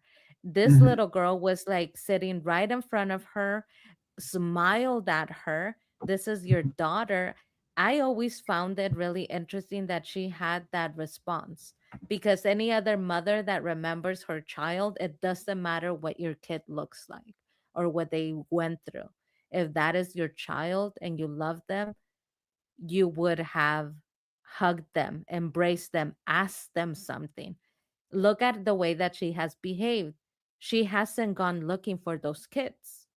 If they are my reason to go home, I would go and I would look for them so I could ask them, "What do you want me to do? Okay, you want me to grab your bones? Where do you want me to take you? How does this work?" She hasn't attempted to talk to them. Why? Mm. Yeah. Yeah. I don't know. Why not? Indeed. Why not? Indeed. I mean, when I stop and think about everything, the whole big picture, it does feel like there is so much they still need to get to in just one season to do it. But it also does leave me with that exciting feeling, like shit. How are they going to do this? How are they going to pull this off? What's this going to look like? What's the ending going to look like? Who's going to live? Who's going to die? Like I am very excited heading into the fifth and final season, regardless of the small concerns I might have narratively. I'm so pumped to see how this show is going to freaking end. So yeah, we got a lot of questions, Mm-hmm. Yeah, but no, it's it's gonna be good. exciting either way. And if Yeah, not, we have like 5 billion people here. After we watch yeah. how it ends, we'll create our own ending and we We'll will be create our own satisfied ending. one way or Yeah, another. yeah. Don't worry about that. Fanfic ending. Mm-hmm. Uh-huh. The Don't fanfic worry ending. about that. Exactly. We will write 5 billion books and have our own ending, but we will be satisfied one way or another. We will. I mean, hell, I'm honestly, I'm satisfied just watching the Cowboys, just knowing how the Cowboy man's hat falls off his head every time he turns into a monster. That in and of itself was pure fucking cinema, just pure cinema. So I'm in. I'm game. I am game. But yeah, they are officially in Nova Scotia. They are doing table reads. Production is setting up all the sets. They're getting ready to start filming. So production for season 5 has officially begun, ladies and gentlemen. So yeah, it looks like we should get a much quicker turnaround in between seasons 4 and 5 than we have from all of the previous seasons, considering how quick they have started shooting right after season 4 ended. But yeah, I know we got quite a lot to get through. Quite a lot to get through. I always said that Tabitha sacrificed Thomas, knowing her history. It was probably purposely done. Ooh, interesting. Again, there's I would love to see some kind of like really big dark reveal in the final season. Whether it's something like this or another character entirely. I would love to just see that one little interesting twist reveal where we find out someone is something totally different than what we thought they were. Because I feel like that plays really well if you can nail a certain kind of reveal like that right. But I don't know. I feel like they already have their hands full in terms of all the stuff they're going to have to wrap up in this final season. That it's certainly not an envious task, if nothing else. They got their work Mhm. fucking cut out for them, and I think it's going to be tough. But I'm also excited. I think if anyone can pull it off, it's them. Mhm. Yeah, and And exactly, Xavier. Can't believe we have this many background characters heading into season 5, and that's why I think we were hoping to get a little bit of a thinning of the herd in season 4.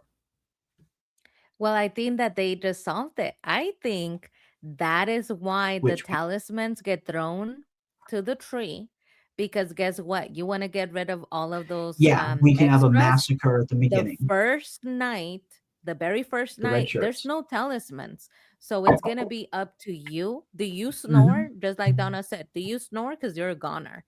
Everybody's going Yeah, to do you be, fart when you sleep?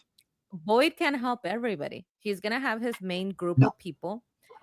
There's not a lot of hiding spots that would fit a lot of people. Remember where we see that Donna was hiding with Cautry Yeah. and the And they others? haven't It made was new hiding spots in forever. Like, they haven't needed them in so mhm. long. Most of the hiding spots that they used to use are probably not even usable right now. Yeah, who knows? But they look small. That means that Yeah. Boyd can only do for a small group of people. Yeah. Everybody else, it's gonna be look for a hiding spot. There's no more talismans. So Mhm. best of luck to you. May the odds be forever in your favor. And if I was Boyd, I grab my kid Ellis, my monster Fatima, and I go and I hide. That's going to delete most of the people. And Yeah. I really hope, when I saw the talismans going, and I know they haven't experienced night yet, when we Mhm. open season 5, that's going to be the first night without a talisman. And A that's lot what's of them gonna are going be to die. A and, lot of and them. that's what's going to be interesting. I'm hoping it's going to be one of those things where they don't even notice the talismans are gone. I mean, could they have gotten to the point where they're just so used to having the talismans that they don't always check them every single night to see if they're up? Could we actually see some of our residents go to sleep that night not even realizing the talismans are gone?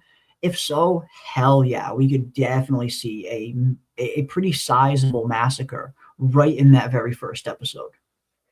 Even if they try to hide, okay? Because, like Yeah, Donna said, yeah, it's not just about hiding. If you make any noise while you're hiding, they'll find you. yeah. So even if you try to hide, even if you try your best, a lot of people will be gone. I think Mhm, that's why they engineer the sending away of the talismans, because opening season 5, it's the first night without talismans. A ton of them will be dead. We'll probably mhm, keep our core group, which is great because then we could focus on the core group, which is going to be whoever Boyd cares about. Whoever Boyd and Donna cares about, those are the survivors. Boyd said he recognized in Donna, she's a survivor. I don't think that they included it just to include it. It was foreshadowing that uh-huh, Donna and him will have to do the same thing all over again. That she okay, knows how to survive without a talisman, that Donna can make it and he can make it, but those are the only two. He only mentioned her. He only mhm, trusts her. That means a lot of them are going to die. So, yeah, I mean, and at least they have been very ungrateful. I do feel like at this point, it's like, keep talking shit to Boyd because you yeah, guys were talking so much talking shit at that reckless, little meeting. You were being reckless, reckless, opening your mouth. yeah, Keep Boyd's name out of your mouth. Remember how they talked to him? Now that's yeah, going to be their first night without a talisman. Let's yeah. see if you try to talk to him the same way.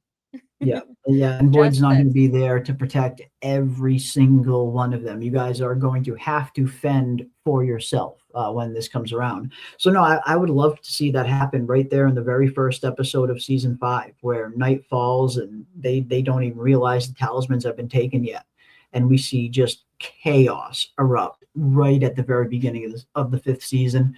And not only does it start off the season with a bang, but it sets that bar like really, really high. And I think it just creatively, it gives them, a bar to strive towards throughout the rest of the season, where hopefully they're always remembering, okay, we have a standard that we need to maintain in terms of storytelling. We started off this big, we need to end this good as well. So no, I think that could be a super interesting way for the season to begin. I wouldn't mind it. I'd like it. That's how Patty's gonna go because we know she's not good at hiding. Yeah, Remember why she got her Patty's face burned? fucking toast. Because she They're gonna was in the smell. They're middle gonna of the smell bushes Patty. screaming. They're gonna smell her. They're gonna smell Patty's wound from a mile a fucking way. Oh, Nah, yeah, she's toast. Patty's toast. I can't with Completely that toast. wound. Mm-mm. But yeah, I'm looking forward to it. I do want to see how the show is going to end. As much as I don't want the show to end at all, because I would love to just continue covering it year after year after year and discussing it with each and every one of you. But we will have plenty more shows to dive into here on the channel after From is gone, and who knows, maybe a From spinoff at some point if we're lucky. But yeah, here we go, folks. The final season, the end game is beginning, and we are going to find out once and for all just how exactly is From going to come to a close. I don't know, but I am here for it, and we will be documenting every single aspect of it all along the way. And that includes well into the filming for season 5. Even though From season 4 is over and we don't have any new episodes coming every Sunday, we will still be doing live streams every single week, diving into all things From, all of the news coming out of the season 5 filming, as we start to learn a little bit more about the 5th and final season and when we can maybe expect it. So I'm looking forward to it. I am looking forward to the off season. I'm looking forward to seeing what they have in store for us and how is this story ultimately going to end. Hmm. Yeah, and like I said, don't worry, guys, because we will I'm a have little worried. 500 different endings. You don't have to be I, worried. I worry a And you know little. why I'm not worried? Because it doesn't matter how it ends. I still have faith in them. But let's say that it doesn't end in a way where it wraps everything up. We have a ton of other people that can write an ending that would be satisfying. We could Mhm. talk about how we would have ended the show. So I think either way, there's not going to be a point where we're not going to be satisfied as to what it could have been. Because we have shows like this where we all gather and you guys tell us your ideas, and um you just have to keep the hope alive, okay? Let's just We're keep the hope trying. alive. Trying to keep the I'm hope trying. alive. But for Bruce Lee, I'm not worried because I lost all hope. Hey, and there's nothing wrong with that, Bruce. I mean, again, season 4 was a little disappointing for many of us, myself included. You guys, I mean, anyone who's been here and has followed our coverage for season 4, I think I've been pretty vocal in terms of some of the aspects of season 4 that I just wasn't a big fan of, that I just don't think played out very well. And I think the Sophia undercover storyline was a big part of that problem. It just stretched on way too long. So yeah, when I look at season 4, I do see, a few missed opportunities in terms of things that they could have maximized from, story progression and character development and things like that. There's always things that in hindsight, it's always easier in hindsight to see these things as well. But I do feel like the problems in season 4, it seems like, quite a few people were having similar problems, I guess you should say. But yeah, I don't know. Does that shake my faith in them being able to nail season 5? I mean, it makes me a little concerned heading into the 5th and final season, but I do still have some hope, yes, that they are going to be able to tell a satisfying ending, wrap up as much or all of the stuff that they possibly can, to the point where it gives the characters, not just the story itself, but also the characters, a good ending. Because sometimes you won't always get, sometimes the two aren't mutually exclusive, where you'll get a good ending, but the character ending won't be quite as good. So I would love to see a good ending on both fronts. Let's see the story end in an interesting way, and our characters' journeys conclude in a satisfying manner. But again, it's a tall task. They can take out a fucking lot, man. Like, just thinking about all of it, they have so much they still need to wrap up. So I totally understand if people are hesitant heading into the final season. I have a little hesitancy myself as well. Mhm. But we shall see. Yeah. We shall see. Yeah, I quit. I have to see Sophia the entire season again. I'm right there with you as well. Like, I feel like we saw, the Sophia storyline play out in its entirety in season 5. And a lot of fans, it wasn't their favorite, and that wasn't just a small percentage of the fandom. It seems like a pretty big, sizable portion of fans just weren't super engaged with the Sophia undercover storyline and how long it lasted. So yeah, I hope we don't have another full season of undercover Sophia. Please no. Let's get back to some Mhm. Man in Yellow and let's end this thing. And Joy, we usually do rewatches where we will start from episode 1, we'll watch Yeah. together. And before the rewatches, usually I'm watching the show by myself a couple of times to the point where it's like always on. Yeah. and I do my own rewatches. I have not, and this is speaks volumes. I Have you have not not wanted to? rewatched. I know. No, and you know why? Because I don't know, I could stomach all of those like All sneaking that Sophia around, screen like time. Oh mustache my twirling. God. See, no, this is a very interesting aspect you're bringing up here, PM. Because, yeah, this is actually kind of true here. Every single time a season has ended, we couldn't wait to go back and do the rewatch party where with everyone going right back to the very beginning from episode 1 all the way through. Every single season gave us that feeling in the finale where we just couldn't wait to go do this rewatch. But yeah, I kind of agree with you. I feel like this season, season 4, is the first season that I didn't really have that feeling, or at least not as strong. I do still want to do a rewatch like we always do, just because we do always do them. But yeah, I didn't have like that burning urge to do one like we usually do when a season ends. Hmm. And the only way, and I've told you this, Jeremy, but I'm like, you know what? If we do it as a group, if we watch together, I could do it. I That'll be won't better. fast forward. That'll be I better. won't fast forward. I will hang out and I will watch the whole thing. But Yeah, I have not been inclined to do my rewatches by myself. yeah, And this is the thing. So, like Tim says, the actress rocked. yeah. It is not about the actress not being amazing No, or the it's more the storyline character. even not being good. It's It's more the the time. character. I will tell you what it is. Keep the character. If you wanted the For me, it's character, the keep it. character. I do Anyway. not care. It's the time. This is how it could have worked.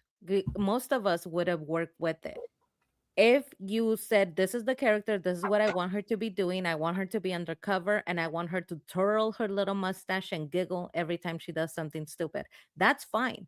If you show me that for a couple of minutes here and there, and most of the episode, we are hanging out with Boyd, the people that we know, we are progressing in those storylines, and we see her here and there, it still would have worked. Right. So the character is fine if you wanted to do it that way. If she's the big bad, that's fine. It was the timing. It was that a lot of the time, and I've said I want to rewatch just so I could do the screen time counter and see how much screen time she got as opposed to Boyd, Jade, Tabitha, and everybody else. It was the fact that they just kept us with her for so long that it was hard to stomach so much time with a new character, because even though we know the men in yellow, this is technically a new character, a newcomer to from town, to Fromville. She just got there, right? Her dad died, she just got there, and we're spending most of the time with her. So I think if they just would have taken some screen time away and we would have hung out with the main people, it wouldn't be so bad. But some episodes, and I'm not exaggerating, some episodes you only hang out with her and you see people only here and there. Yeah, yeah, yeah. Yeah, again, it was just a little too much of it for me. I think the character in and of itself, wasn't the best from the ground up. But yes, the amount of screen time definitely factored into, I think, a lot of people's opinion, where they felt it just stretched on a little too long, the undercover Sophia bit. So yeah, I bet if we were to go back and do, or if anyone were to go back and do a rewatch and calculate the amount of screen time that all of the main characters got, I would be very surprised if Sophia wasn't right up there, either at or very close to the top. Mm-hmm. And again, they didn't utilize the man in yellow as much as I had hoped they were going to. I was really hoping that the man in yellow was going to just be the main villain. I wasn't expecting the Sophia turn that we got. But in hindsight, seeing as we didn't get a ton of the man in yellow in season 4, that character has still kind of held on to its mystique, its mysterious nature, that feeling that you get with interesting villains that you don't know a whole lot about. So while I would have loved to get way more man in yellow in season 4, now that season 4 is done, in hindsight, I'm kind of glad, because it still kind of has that mystique feeling to the character in season 5, where they can start using him a little bit more. So I hope they do. That's my big hope heading into the 5th and final season, that it will be the Man in Yellow that gets the most amount of screen time, not Sophia. Yeah. Kiwi agrees, and I like this. Sophia Essentially essentially stole. stole season 4 for no For no reason. reason. Listen, I hate to agree, but I agree. Sophia stole season 4 for no reason. Mhm. Hmm. Yeah. Yeah, and that's the thing, as Random Traveler points out, I don't have a problem with Sophia. The actress is doing a good job. Absolutely, and I do agree with that as well. My problem is there is so much of Sophia's screen time doing nothing. I needed season 5, episode 1, people start suspecting Sophia. And I think that was another aspect of the storyline that just didn't really pay off in season 4 as well, where I was definitely expecting more characters to start to be a little suspicious of her. Sarah in particular, the whole Sarah storyline in season 4 was really disappointing. Because I thought she would have been one of the first characters that would have noticed that there's something very off about this girl, especially when she went to go live with Sarah. I thought, okay, that's it. That's going to be the beginning of the end for Sophia. Sarah's going to figure her out. So I was surprised that nobody did. Sarah didn't. The only person that did was Elgin. And of course, he stupidly just walks right up to her with the picture and gets himself killed. So yeah, I was definitely expecting her to get discovered in season 4. Yeah. And it takes one to know one. I love my girl, Sarah, but she's a little Mhm. cuckoo. And it takes one to know one. I Little thought, cuckoo. oh, she's gonna clock Sophia. She's gonna be like, girl, you're crazy Yeah, like I me. Like recognize I you. could see it in your eyes. I could see Mhm. crazy. Crazy recognizes crazy. But Yeah. no, she barely even hung around. Um, she was over there at Colony House, smiling, smirking. But yeah, I mean, it's a never-ending thing with Sophia. But she did steal season 4. I feel like I was robbed by Sophia. But Yeah. Me Woodspear too. is in Italy. In Florence. He's going to Italy. Oh, Enjoy your awesome. vacation.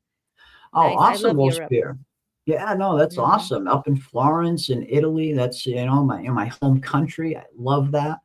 Eat Awesome, some man. pizza for us. Hope you're enjoying yourselves. Yeah, have some provolone.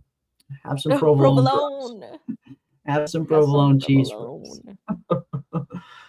provolone. They stole the fun of the mystery from us by telling us who Sophia was. And that was another comment that I did see a lot of fans making as well, Kiwi. 100% in agreement that people thought that maybe if we as the audience didn't know Sophia was the Man in Yellow so early on, maybe if they would have played it that way, keeping that mystery alive, it would have given us as the audience something to kind of figure out, something to investigate maybe.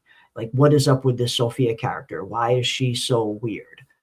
So yeah, I have heard a lot of fans echo this same sentiment here, where they just thought us finding out who Sophia is super early took away from the mystique of the character and how kind of frightening the character came across. Because I feel like Sophia doesn't really come across very frightening or scary or imposing like the Man in Yellow did. Mm-hmm. Yeah, I But who mean, yeah. knows?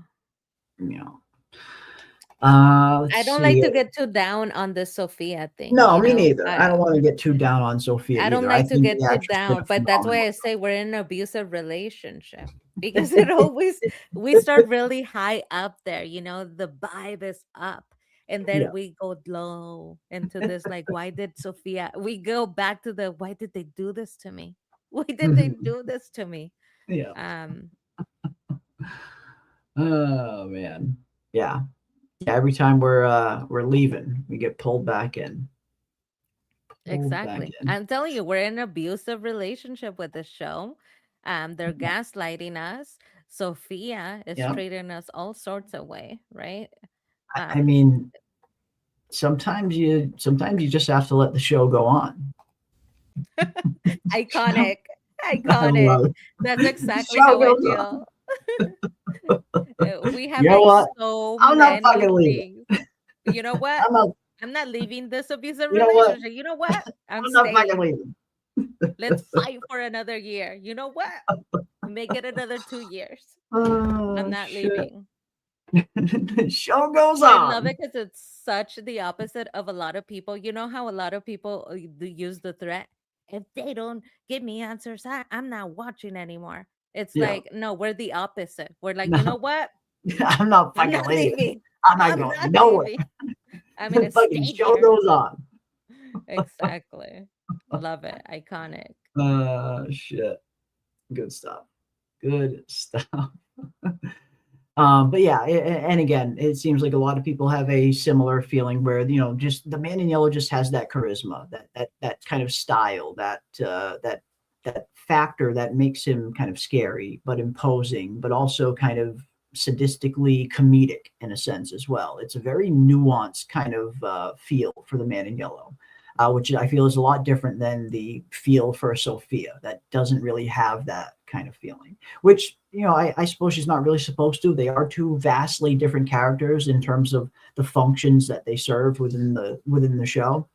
But yeah, I think hopefully that we can get some decent amount of The Man in Yellow in the final season, and maybe a little more balance between The Man in Yellow and Sophia in terms of screen time. We shall see. You know what? I don't think I have any more to say. You just perfectly capture how I feel with that Leo clip. I love that clip. Love it. Love it. I'm not fucking leaving. Show goes on. And the show, of course, will go on, ladies and gentlemen, and not just the show of From, but the show right here on this channel in particular as well. We will continue to be doing From streams all throughout the off season, well into season 5 filming and beyond, well up until season 5 actually eventually gets here. We will continue to be talking From. I have tons of videos that I want to do now that the season is over. There has been like 3 or 4 videos in particular that I have been dying to do, but I had to wait for the season to end before I could do them, because I feel like I can't do these kind of videos until I see the season as a whole. I can't judge the season until I see all of it. Now that I have, I'm very much looking forward to kind of getting these 3 or 4 video topics that I really want to get done out. But of course, we're also covering House of the Dragon on the channel right now, and it's starting to pick up. It's starting to get pretty good. I think season 3 so far has been a little better than I thought it was going to be, just considering how much season 2 really dropped the ball. So looking forward to that. And of course, Silo season 3 is officially here as well. If you guys have not caught up on Silo, now is the time. I'm going to try and get my episode 1 and my episode 2 breakdown of Silo up on the channel sometime this week. As we continue to dive into more From and House of the Dragon and whatever other good shows pop up between now and then. So I'm looking forward to it. I am looking forward to it. And at some point, we will probably sit down and plan some kind of From rewatch. I mean, we always do it. So we'll definitely do it at some point as well. We'll pick some kind of day where we can start doing rewatches, maybe 2 episodes a week is what we usually do. And like PM said, maybe the idea of going back and rewatching season 4 with the group will be a little more fun than just rewatching it individually. Make the certain scenes go by faster, I guess, if nothing else. But yeah, I am looking forward to it. I want to see where the show is going to go. How is the show ultimately going to end? What is the end game going to look like? Who's going to live? Who's going to die? And will Fromville even be standing by the time the show ends? Because I get the feeling it's not going to be. I think Fromville is going to be kaput by the time the show ends. But that is just me. But yeah, here we go, folks. Here we go. I wanted to cover Widow's Bay when it was airing. I just didn't have enough time because From was on. I was getting ready for House of the Dragon and everything else that was going on outside of my YouTube world. I just didn't have enough time to cover Widow's Bay. But when Widow's Bay season 2 comes around, absolutely, I am definitely going to make sure I make time to cover it, because I really enjoyed Widow's Bay. I actually thought that was a really fun show. And they actually kind of really stuck the landing in terms of having a pretty good ending to season 1 as well. So yeah, I will definitely be covering at the very least season 2 of Widow Bay whenever it comes out. Absolutely. Absolutely. But yeah, here we go, folks. That is going to do it for us tonight on this fine evening. And I want to give a big thank you to all of you for hanging out with us on the Fromville Hour. I know this isn't our usual night, but I appreciate it hanging out with us nonetheless. If you guys have not subscribed to PM Philosophy's channel already, get over there, give her a sub. The link to her channel is in the description below. And until next time, I am Jeremy Ice and Fire. We will see each and every one of you on the next one. Stay safe, ladies and gents. Keep those tinfoil hats on, folks. And yeah, we shall see you. Cheers. Okay, ding dongs. If you don't subscribe to Jeremy Ice and Fire, you're gonna spend the night in the box.